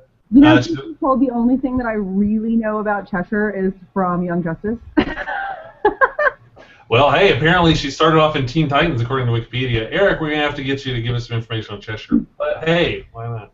But it makes sense. With her skill set, it definitely makes sense. So, I mean, I think that would be really rad. There you go. So that could happen. We'll see. I don't know. Okay, so anything else about Arrow while we're on this? Oh, wait, no, we do have a... Nathan Dayspring has a great comment here. Nathan says, "See how good Arrow is and how good the Flash looks. Can we all agree to forget about Smallville?" Yes. Done. Yeah, that was quick and easy. Yeah, I never got past... I mean, I watched a little bit of Smallville, but I never got... It lasted too long. I was like, oh, God, no, I'm done with this. Yeah, so I think we can all agree. We're just going to forget about Smallville. We're just ignore that. They've learned. They've taken the lessons from Smallville, and they've turned Arrow and hopefully The Flash into some pretty solid shows. And CW is making good stuff now. They've got some good shows out there. I haven't really watched it, but everyone says the originals is amazing. So maybe we should be watching that. I don't know. We'll see. It's just like comic book continuity. You know, you can't let a whole different universe's story drag down or affect whatever you're reading now. You just have to separate it in your mind. These are if the multiverse thing works for you, write it off as a multiverse thing. But you know, you just have to know your timelines and your continuity, and just keep it separate. Yep, I agree. All right, we've been going for like an hour and a half, and we've got so many other things to talk about. Oh man. Okay, so we're gonna have to jump to something else. Let's jump to Agents of S.H.I.E.L.D. Agents of S.H.I.E.L.D. was awesome. Yeah, it was awesome. I have been saying, and I'm just going to say this to everybody out there, I told you so. Boom. Because everybody was talking about, oh, it's no good. I was like, no. I think I see where this is going. This is good. I mean, it's a little slow in times, but I think we should give it a chance. And I am really glad that they turned it around. Again, once Captain America hit, the show really started firing on all cylinders. And this finale was amazing. Am I right? Am I wrong? You are right. Okay, that was you guys are just not very talkative tonight. I swear, I'm just letting Yeah, get. I haven't seen the latest episode. Oh, you are about to get hit with some spoilers, girl. Eh. Serious spoilers. All right. Well, to start off with, we end up with Fitz Quickly. and Simmons. Sorry, Fitz and Simmons are down under the sea in their little container. They're at the bottom of the ocean. They can't really get anything going, and Fitz is saying, you know, I was about to start. I rigged a thing so it'd send a shield distress, and then I realized after a little while that no one was listening for shield distress, so I stopped that. So I started trying to figure out ways that I can blow out these windows. So then I started singing Under the Sea. I was already singing that in my head. Yeah. Everybody was saying that. That's just what happens when you say the word under the sea. So they start figuring, you know, out what's going on. They're talking it through, and there's this really awesome like moment where they're really talking about what it's going to be like to die. It was just really sad, and Simmons was talking about, you know, I feel like it's okay because we're all just a big part of this universe, and we're just going to be a part of the universe still. We're just going to be different, but we're still going to be a part of the future and everything. It was a really cool moment and everything like that. But then there was something clicked, and they said, oh, wait a minute. We actually can figure out a way to rig this transmitter you're using to actually make a little explosion because we have some chemicals here that and they figured out a way that they can blow out a window. Hooray! That is kind of awesome. Well, as they get everything rigged, they get it all together, and they're way down under the sea. Go ahead, whatever. And if they go up to the top, they could really suffer from some decompression. And one thing that they have to do is make sure they get oxygen. Well, they've got one oxygen tank left. That's it. And Fitz hands it to Simmons. She's like, no, I can't take this. We'll figure out a way to both of you. He's like, no. It's set so it'll give a concentrated burst. It'll force the air into your lungs. So the pressure will force it out. This will get you the air. This is going to make you live. And she's like, no, I can't. We'll figure this out. And basically, Fitz finally says, he basically tells her, look, I love you. I've never been able to tell you this before. Please let me do this for you. And Simmons just starts bawling and just kissing him. She never kisses him on the lips. Oh, no! Never kisses him on the lips. She just kisses. And for Fitz, of course, this is like the best thing that could ever happen in the world to him. But it's just this heart-wrenching moment. And it's really, really sad. And she's like, no, this just can't be. And she's like kissing him and she's hugging him. And she pushes away a little bit. He hands her the air thing, hands her the compressed air, and she looks at him. He smiles, and without a second, he just reaches over, detonates. So she can't say another word. They've had their moment. He's had his time. Blows out the window. They go shooting out, but before she shoots out, she grabs him and starts pulling him up to the top. And they're out in the middle of the ocean, like the middle of the ocean. No one around, when they actually hear a helicopter, and by God, if it's not Director Fury, where else would Nick Fury be? But taking a helicopter ride across the ocean. Yeah, of course. So Fury actually saves them. Turns out Fury was actually listening to the S.H.I.E.L.D. broadcast. He wanted to see if there was anybody left. So when Fitz triggered that little broadcast at the very beginning, Fury picked it up and got everything out there so he could go save them. Unfortunately, Simmons is fine. Fitz is not fine. We don't know how bad he is. Whenever anyone asks Simmons, she just says, well, he's alive. But we really don't know. It turns out he was without air for quite a while, and he could be forever damaged. He may not be the same Fitz anymore. We don't know. And it's really, really sad. Really, really sad. I don't know. How do you guys feel about the whole Fitzsimmons thing? Sad. I feel like they deliberately had her kiss him all over the face and not on the mouth because he's going to wake up and be better, and then they want that big moment kiss. Is that too hopeful? Am I being too hopeful? I think you're being too hopeful. This is a Joss Whedon show. But then why wouldn't he have been dead in that last kiss? I don't know. I don't know. I just don't know. It was just so freaking sad. It was so freaking sad. It was ridiculous. I don't know. We'll see. I mean, Simmons is fine, but she never says anything about Fitz. He's going to recover. There's going to be a long recovery involved with this. It's going to be tough. So let's switch to the rest of the team out there. Sky's Trojan horse that she installed on the Hydra computers basically gets them the location of the Cybertech place where they're doing all of their work and essentially controlling all of the Centipede soldiers. So they pinpoint where they're going, and it's really interesting because it just looks like an office. And at first they didn't even realize this was where it was. They just showed people in there working, and there's a new hire. Like, what brought you here? Like, the incentive program? And he's like, yeah, nobody passes on the incentive program, which was interesting. But anyway, the team gets in there, and they pretty much steal an armored vehicle and start blowing their way through this compound. Of course, all the Centipede soldiers start going crazy. So Trip and Coulson are shooting their way through with this car, while Sky and May are sneaking into the control room. Sky and May sneak in, and they take control of everybody that's controlling all the Centipede soldiers.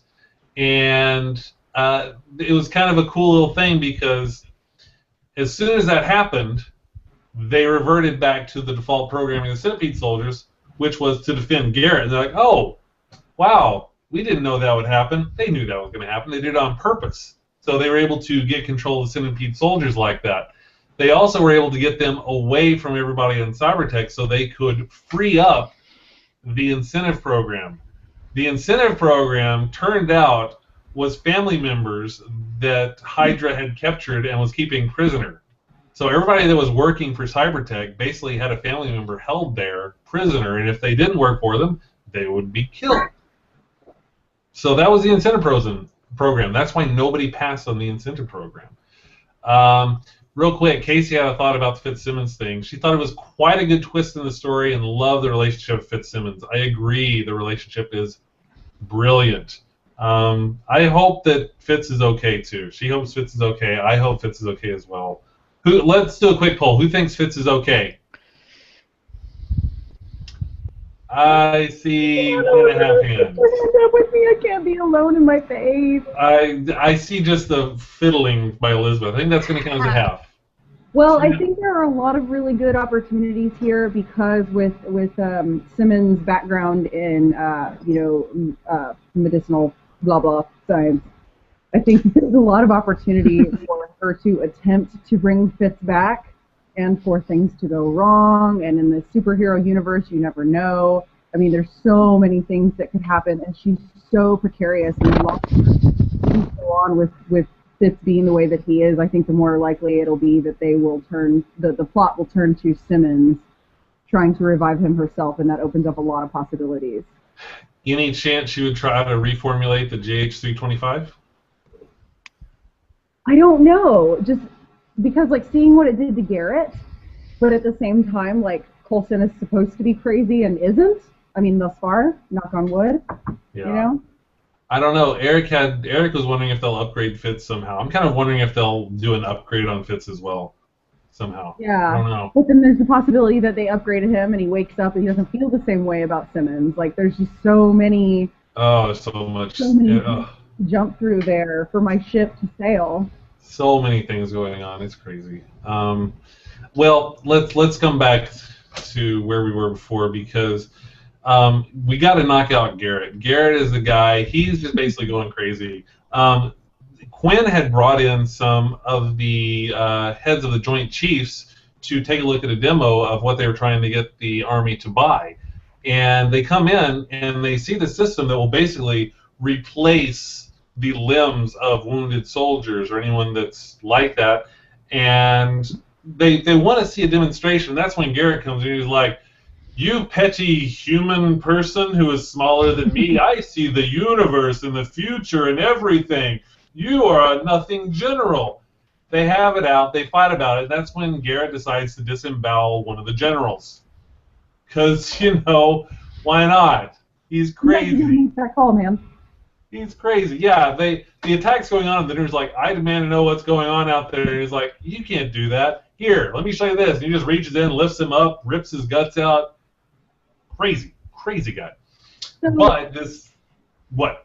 Well, I was going to say, we were watching this together, and Hubs actually asked me a question. He's like, is it the same general from X-Men First Class that, from the movie? Like, it looks just like the same military guy. I wonder if they have, like, just a series of actors that all look alike, that are, like, head military guy in every movie, because he looks just like the guy from X-Men First Class who goes on the boat with Magneto and Emma Frost and...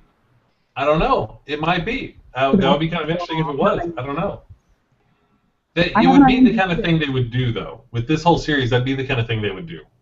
Even though X-Men is a different studio than the whole Avengers thing, it would still be the kind of thing they would do. That's what I said. I was like, I don't know. I mean, I don't even know with exclusivity contracts if that kind of thing is like okay, or if that's likely, or if there's just like a generic actor guy pool they pull from. Considering that Fox owns the X-Men license for this, and it's not owned by Marvel right now for the cinematic deal, I'm guessing if they did anything, it would probably just be a coincidence that it looks similar. But it would be cool if they did bring that in, just because they are different studios working. But I don't know. Who knows? So let's see. What else we got over here? Oh, yeah. So Garrett shows up and is doing all this crazy stuff, and the attack's going on. Coulson and Fury show up. And this was awesome because Coulson and Fury are the best comic team I've ever seen in a Marvel universe. Those two together are hysterical. And I think the best part of the entire episode was when Garrett was talking to them, and he was telling Fury, is like, I didn't believe until you showed me the way. You said, until we realize that we're something bigger. And Fury's like, I said part of something bigger. You mean to tell me this whole Hydra thing is because you misunderstood me? And it was just hysterical. That was a brilliant piece of the show. Loved it. So I found the information. It's just the same actor, but he's playing two different people. It's the same actor, but he is. Oh my God! He's General Jacobs in S.H.I.E.L.D., and he is, oh goodness, where'd he go? Colonel Hendry in X-Men First Class. Oh, but nailed it! Oh my God. Yes. Nice. So funny. So you had to know that somebody in casting was like, hey, let's do this and just kind of stick it to Fox a little bit.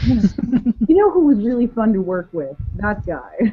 That guy on the Fox thing, yes. Yeah, so there was a fight, and basically they fought, and they were losing until they found out, or actually until May and Skye freed Deathlock's son. Because if you remember, Deathlock was working for them because of the incentive program. And Skye found his son and said, tell me something only your dad wouldn't understand. So she went to the terminal and typed it on the terminal so that he could see it. And he said, Daddy, what are we?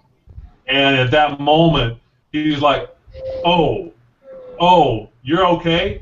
And he turned over on Garrett. He lifted up his arm with his little rockets and just shot him with a couple of rockets. Just boom. Not even thinking about it. He was done. Garrett was out for the count at that point. You can't do this. And, Deathlock just came over and just stomped on his head. It was great. That whole situation with the two of them, and then like the ending when Mike walks away and he's like, I'm helping him the best I can by not being in his life. I was like, oh my God! It turned into pudding. It was really awful. Oh, that's so sad. But it was so heartbreaking. Yes, it was. It was so heartbreaking. But I'm really glad that he was able to kind of get that moment, though, because I was afraid he was never going to be able to have that moment again. Kind of like before, Ward, everyone was talking about, Ward could be salvaged by true love and everything like that. But no, Ward went back up and was about to take out Skye, and it was this really cool moment. I wish I could remember the exact line. But basically, Ward had his gun on Skye and says, I'm going to stop you. I'm going to do this. And he was being just a jerk the entire time. And I don't remember what the line was, but basically Skye said something like, "No, it's not me. You slept with her," and she's pissed. And that right about then, May just jumps out and just starts beating the crap out of Ward. And they have this amazing fight. And she was kind of in losing, maybe. She was against the wall until she found a nail gun and nailed Ward's foot to the ground, which was awesome. Everything about that scene was so gratifying to watch. Yes. So gratifying. So good. So Ward is in custody. This was a defining moment for both Skye and May in terms of their relationship, because May is a very closed off person. The only person that she even remotely expresses any part of her true self with is Coulson, because they've known each other for so long. And I feel like this is going to be the starting point for building a relationship. Because even when May was like, "I am angry, I'm locking it all away," even that is more emotionally than we get from her any other time. And I feel like there's a bond building between her and Skye because of the situation with Ward and how they were both involved with him and how they were both mutually betrayed. Yes, I believe that. So that's pretty much. Oh, there's so much that happened. I'm going really quick in the grand scheme of things, but I'm trying to get through because we still got a bunch more shows to talk about. But let's talk about the end real quick, because Flowers got away. And Flowers, at the very end, went into this seedy room, and there's a figure sitting in a chair. We don't see the figure. She goes around and says, "Bet you thought you'd never see me again. I just wanted to let you know I found your daughter." And basically, she is talking to Skye's father at that point. And you see just this weird, bloody hand. Yeah. Couldn't tell what was going on with the hand. Couldn't really tell. I don't know. But Flowers knows Skye's father. And this was the monster that she said was tearing apart that village looking for Skye.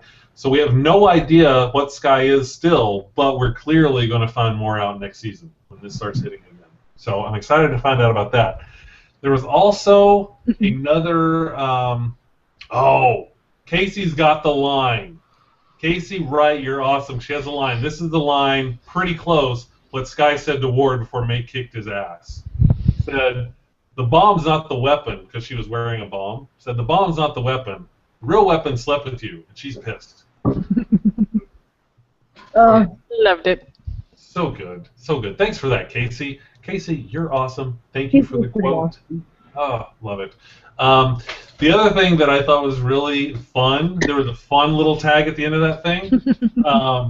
So they had packed Garrett up, and they were going to take him out. But somehow he got out. That GH-325 was really working and bringing him back. He was able to crawl back into that chair that would kind of retrofit the soldiers, and he got in the chair, and it just started putting all sorts of crazy stuff on him, and he was, honestly, for a minute, I thought they were going to turn him into Ultron. For about that long, I thought they were going to turn him into Ultron, but they didn't. Anyway, he gets up, and he is just covered head to toe in this armor and all these crazy stuff they used on Deathlock and everybody, and he says, "I'm invincible," and right about then, he gets disintegrated and blown into a billion pieces. Coulson found one of the weapons and disintegrated with them. And the cool thing was that that's the same weapon that he was using in the Avengers movie. There was a gun, and oh wait, no, this was different. This is a different one. This is the one at the very beginning. They found this weapon at the very beginning of the show, but I did want to bring something else up. It just basically disintegrated. It was the very first 08428, whatever, the weird thing they can't find. But he used that thing before. The thing I wanted to point out, though, was that there was a weapon he used earlier, which was the same weapon he used in Avengers. And it was so awesome because when they first gave it to them, he was holding the thing, talking to everybody. He's like, "I don't even know what it does." Later on, after he was killed by Loki, he's sitting there with the gun. He's like, "Oh, so that's what it does." And in this episode of S.H.I.E.L.D., they get him the gun. He's like, "Oh, I know what that does." And he goes off and starts using it. It was such a great callback to the movies. Well done, S.H.I.E.L.D. That was just great. So anyway, that's kind of a quick recap. Love the show. What do you guys think? Ready for next season. So ready. Yeah. I'm really excited because I really want to know more about Raina's character. Out of the entire cast of characters, point blank, she is the one that fascinates me the most because she's led on that she knows a lot about Sky's past, not just with reference to her parents specifically, but she's implied a couple of times that Sky has either abilities that she's not utilizing now that are superhuman, or that her ability to hack and be so gifted with technology is superhuman. And they're really vague on which it is, but she's definitely implied several times that Sky is gifted in a superhuman capacity. And I want to know how she knows that, and I want to know if she's gifted in a superhuman capacity, because I think that she is. Because when they first introduced the clairvoyant and you see her character, I automatically thought that she was the clairvoyant, that there was something about her that gave her some sort of supersensory awareness or something like that. And I just want to know about flowers. Yeah, there was a moment when Garrett had the thing and he was talking about how he could see everything and he knew all the answers and everything. He told her to ask him one question, and she asked him, "What will I become?" That was a really weird question to me. So you're right. There's clearly something going on with flowers. I have no idea what, but I'm really curious what it is. I would like to see her, because whenever they announced whenever Garrett came out as the clairvoyant, I was like, well, that's kind of anticlimactic. I sort of expected it to be somebody bigger than that, somebody more important, someone who was actually clairvoyant, someone who was, more of a big deal. And I think that I'm really hoping that they're ushering her into that position where she becomes more of a big deal. And even, I don't know. I'm excited. I don't know, I'm excited too. Although, Eric does have a warning. Eric says that we're going to be stuck with Hannibal Ward all next season now, which that totally could happen. You can just see him standing behind this glass cell where he's just like, "Hello, Sky." You could just... That could happen. I hope it doesn't. I hope they're a little smarter than that, but it could happen. We'll see. I don't know. Oh, yeah. Face off. So the other things that really happened that we should talk about is before Fury left, he gave Coulson basically a cube, and with that was basically the tools that he could use to rebuild S.H.I.E.L.D. Oh, thank God. And basically Fury has said, "Look, I need a jet for a while. I'm taking off. I need you to rebuild S.H.I.E.L.D. Make it something better than it was. Rebuild this so we can go back." So that was kind of an awesome moment. And Eric reminded me of something else we were on here. Patton Oswalt's back. Hey. That cube led them to another hidden base, and sure enough, there's Patton Oswalt again. Like a clone? It has to be. It had the same opening speech and everything. The Marvel Universe says it's a live model decoy. So it's an LMD, and they've used them in the past to kind of like duplicate people in different places. And this is the way that they're probably introducing the concept of the live model decoy. If I had a live model decoy for my house, it would be Patton Oswalt, so I could see why they went that route. Yeah, absolutely. Yeah, totally right. Okay, anything else about S.H.I.E.L.D.? We're running out of time here. Yeah, we are. Nothing else. All right, so we're going to do real quick. Let's jump into something else. Jim Henson's Creature Shop. Woo. Awesome. Finale, yay, finale. A lot of good stuff on the finale. Basically, they each had to do something that would interact with something else, or they would interact with each other. So they each had to make a creature, and that creature would have to interact with everybody else on there. And why can't I find the pictures that you sent me earlier? I had them right there. They are. Okay. Sorry about that, guys. Let me show you just the real quick version of all three of them together. When you see all three of them together, they look like a soul. So each of these characters had a special effect and a prop. Yep. Each of them had a special effect and a prop. The one on the left, his special effect was he was blowing smoke out of his nose. He had a pipe and he was blowing smoke out of his nose. And the guy in the middle cried, which was kind of fun and exciting. The guy on the right, his special effect and his prop were kind of one. like his prop was his box and it had smoke coming out of it. His was actually kind of the lamest effect, and they even said so. It was kind of the lamest effect on there. The guy on the right over here, that was Melissa's. The guy in the middle was Ben's, and the guy on the right was Robert's.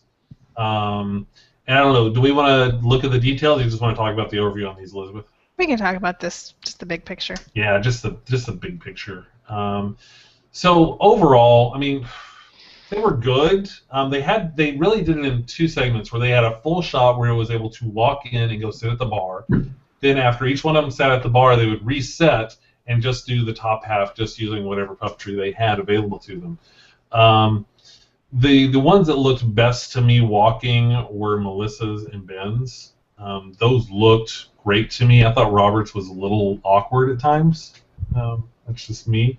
And then when they got in here, to me, Melissa seemed the weakest. It seemed like it was always looking over its shoulder or something like that. It just didn't look like it fit right. Yeah, I think hers looked the best, but it moved the worst. Like the face, I mean, only the eyeballs and like the mouth flapped open. It didn't really have much personality, much realistic movement. It wasn't very. It looked great, but it didn't move. What? Yes. Yeah, I know. And let's see, the guy over in the middle, Ben's. I think Ben's effect was really, really good. I think the tears were really good. Unfortunately, I didn't really like the paint on it. It just blended in so well, and I don't know, it just wasn't a solid paint. Yeah, the paint, or even just the build itself, it was kind of his head didn't really fit into that weird thing around it, and it just, I don't know, it wasn't that great of a build. So yeah, I agree. And then the last one, Robert's. Again, I think it moved awkwardly, but I think that the detail of it, and this is what Robert really started shining on as the season went on, was having a camera-ready puppet. And also, I mean, like the mouth had more personality. He had a sneeze where, like, it kind of the mouth snarled and the eyes opened, and it just moved more like a real creature would move. Yeah, it really did. And having said all that, and real briefly, Robert won. Robert's the guy that made the one on the right. He won the very first Jim Henson's Creep Shop. Yay! Woo. And yes, Eric, you owe me a beer. Melissa didn't win. Although, I mean, I'm not sure that I could argue that she should have won off that. I'm not sure that hers was winning. I think it would have been either Ben or Robert on those. I don't think that hers was strong enough to win, but we'll debate that over the beer sometimes. So we can do that. But that was really, really quick on the Jim Henson's Creature Shop. Okay. Let's see. We should talk about Warehouse 13 real quick. Can we do that? Real quick. Real quick. Do you want to do it? My memory is not working well. So Claire had been missing. They realized that Valda had taken her, and he was trying to create Warehouse 14. So there was 3 different artifacts that went into creating Warehouse 14. He had them all, and he'd almost set them into motion, and the things started disappearing, and they made it over to China where the new warehouse was going to be, and there was fighting, and I don't remember. I mean, that's essentially it, honestly. Okay, cool. That's mostly it. Valda made a deal with the Chinese, so they were going to turn the Olympic Stadium they built in Beijing into the new Warehouse 14. Yes. And they were going to use it so that Valda could essentially militarize the artifacts like he did in the parallel universe that he came from. But they were able to get Claire out of that, and they were able to actually transfer all of Claire's powers into Valda, and then make him disappear. Send him back into his parallel universe. Yep. Ha ha ha. So he's gone. Warehouse is saved. Of course, Pete still has long hair. Pete still has long hair. They have not fixed Pete's hair. Why have they not fixed Pete's hair? I don't know. No. I don't know. Finale just ended a couple hours ago. Yeah, so we'll watch the finale. The show is ending. This is the last one. This was a fun show with sci-fi, and I really enjoyed this. I am sorry to see it go, even though it was pretty cheesy. There was even a burrito joke. I was like, yep, gotta have a burrito joke per episode. Yes, it's kind of like they have a formula that's a burrito. I mean, sci-fi has formulas. Like, if you pitch a movie to sci-fi, they tell you how they want it formatted, like how many pages they want before this happens, and how many pages they want before this happens. They have a very strict formula on their cheap sci-fi movies. I feel like that's what they've got with Warehouse 13, too, is like burrito joke by page 10. Burrito joke. I mean, you just have to have these things. Yes. But it was a fun show, and I really liked it. I really still hope they don't have Pete and Micah get together, because that would be horrible. Yes, Pete kept trying to like not be paired up with Micah. It's like, no, Steve, you go with Micah. I'll stay here. And they're like, that makes no sense. And yeah. Yeah, that was really bothering me actually, because dude, really, just because somebody says that you're in love with Micah, now you're afraid that you're in love with Micah? Come on. Yeah. Yeah. Eric had a good point about Jim Henson's Creature Shop. He said that Ben's looked like an alien instead of a fantasy creature. Yeah, it did kind of look like an alien instead of a fantasy creature. True. Right. I think Ben is really good on some technical aspects, but I'm not sure from the creative aspects he was probably the most original at all times. Although he had the best story and the best the prop actually went with the story. He did. The story was great though. I think the story was great for him. I think it was definitely the best story. Melissa's was the worst story. Although his prop was kind of creepy and weird. Oh, his prop was totally bizarre. His prop was an embryo. Yeah. He was like, his race was sterile, and he created an embryo that was his son, but he couldn't keep the embryo, or else his son would get the disease and die. So he gave the embryo to somebody. That was totally creepy. It was weird. But anyway. So yeah, that's super quick on Warehouse 13. Guys, we have so many things that we could talk about. We really don't have time to talk about Mad Men. Sorry, Elizabeth. Well, I didn't watch it because our DVR was screwed up. So. Oh, that's right, our DVR was screwed up. Or Supernatural or Orphan Black. I had Orphan Black on my list. Mm-hmm. I don't know, Kelly. Can you do like a 2-minute Orphan Black? I get a 2-minute Orphan Black? Are you kidding me? We're already over time. How much time do you need? You need 5? You want a 5-minute? No, it's okay. Are you Do sure? it. Do it. Do it. Come on. Come on. You can No. do it. Do it. Come on, do it. Peer pressure. I don't know if I can do an Orphan Black in 5 minutes. Try. Try. She's not even looking at the screen, Elizabeth. She's not even seeing you. You totally missed it, Kelly. Xander was assaulting you on screen. All right. Kelly's being defiant. She's not going to give us a 5-minute Orphan Black. So we're going to... we have, as we were saying, there's a lot of stuff winding down. There's a lot of stuff coming up. There's a show on Showtime called Penny Dreadful. We've actually just watched the first episode. We're going to watch the next couple and see what we think about it. Orange is the New Black. Starts June 6th.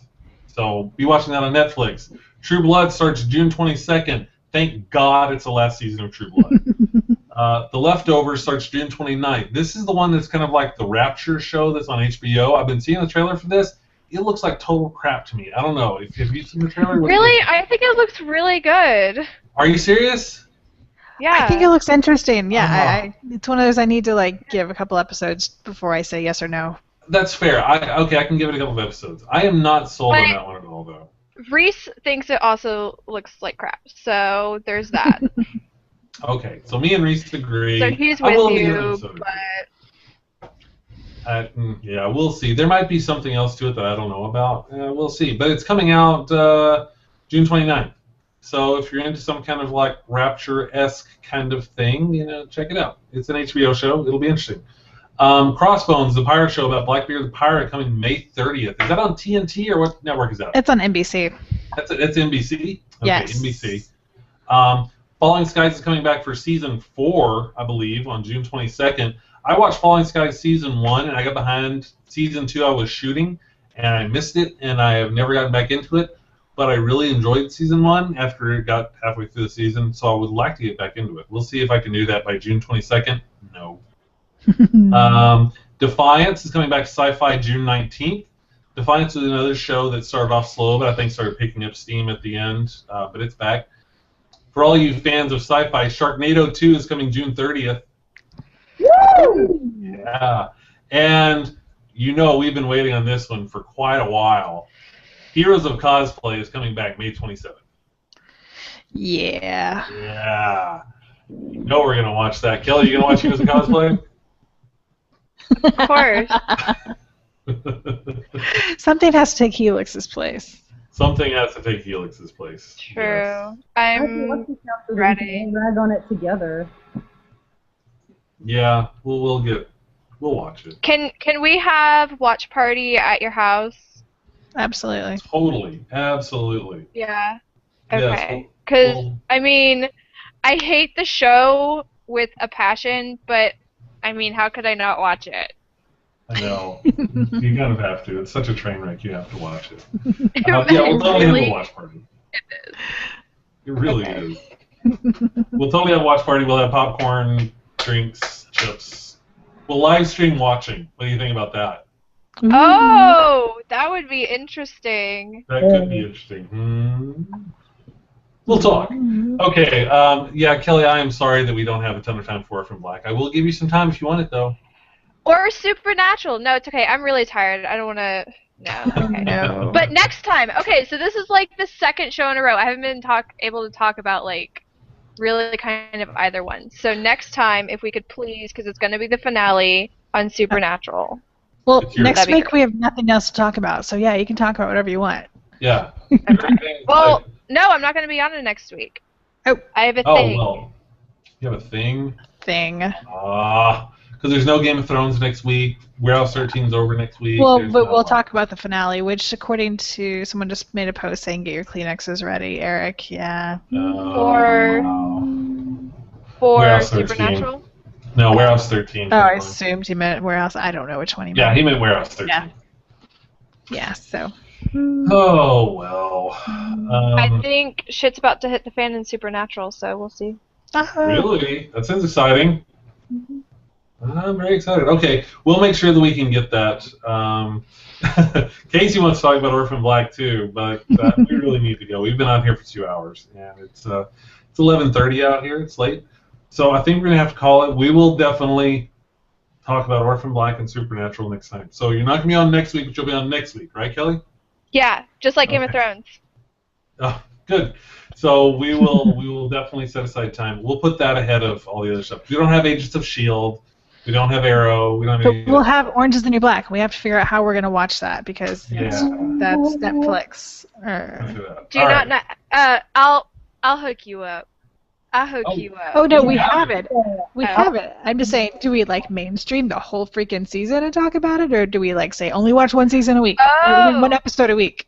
Are you kidding me? I'm watching the whole season that weekend. I know, Yeah, exactly. that's gonna happen. I don't know what you're doing with your life. No. So if you're going to be watching the recap, I guess, be prepared. How could you not watch the whole season that weekend? I think that Kelly's making our decision at this point. It's like, oh, no, I've known for. Well, I knew when they decided for a second season. I was like, I'm totally gonna watch that on a weekend. But when I found out the release date, I was like, okay, I'm marking my calendar. Danny's trying to talk, but we can't hear her. Oh. No, I was just gonna say PBS Idea Channel actually did an episode where they talked about how Netflix and the release of shows like Orange is the New Black are changing the way that TV shows are produced because they're totally differently meant to be marathon all at once. So Yep. Yes, they are. The way things are being written. It's way cool. It's very cool. Yes, it's changing. Our media is changing before our very eyes. I did that with House of Cards. Yeah. Yep. So real quick, any YouTube videos you want to share with anybody, Danny? I just did. You just did. You got an Idea Channel on that. Elizabeth, Ooh. No. you're lame. I spent all day trying to do the stupid Google Rubik's Cube thing. Now, whose fault is that? Mine. All right, just saying. Kelly, got any YouTube videos you want to share? No. Lame. I'm going to tell everybody to watch the Flash trailer. Watch the Flash trailer on YouTube. Okay. So you can see that. So watch Flash trailer. We need to go, guys. It's been Yes. late. And Casey, it is 5:41 a.m. over there in Allen. Go to bed. sleep. Jeez, Casey, why are you still awake? I appreciate it, though. Thanks for watching us. We love you, and we're going to see you at VidCon too. Kelly and I are both going to be at VidCon, and we will I'm see you so at VidCon. excited! Yay, team! Oh, Hubs and I have decided we are covert cosplaying at VidCon because I feel like I need to cosplay, but I don't want to cosplay all out like a big giant dork because I don't know. It's not a nerdy con, so that'll... Anyway, I'm not going to let the freak flag fly that high. Girl, you're going to go and you're going to see just how many freak flags are flying, and you're going to be disappointed. Just so Probably. you know, I might pack a couple of like real cosplays, but we're gonna do Sam and Dean Winchester. Oh, nice. I love Pearl it. and Oh. Cosima and I don't know who else. So Oh, that's awesome. I love leave me covert cosplays in the comments or tweet it or to me because I need. Do I need one more? Yeah, for Disneyland. Oh, yeah, Disneyland. So you guys Forgot. are going to Disneyland too? Disney. F yeah. Okay, all right. I'm not sure if I'm going to go to Disney this year or not. Why not? I don't know. Elizabeth's not coming with me this year. What? Elizabeth's not coming with me this year, so I don't go by myself. I guess you gotta go home. I guess, whatever. All right, that's enough. If you are watching, though, we do have a live stream interview with Nathan Edmondson on Wednesday. So 5:30 Central Standard Time, interviewing Nathan Edmondson, who's writing the current Black Widow run and a ton of other awesome books. So make sure you're watching that. Anything else? Then let's just call it a day. We've been working our life. Everybody say bye. Bye. Signing off.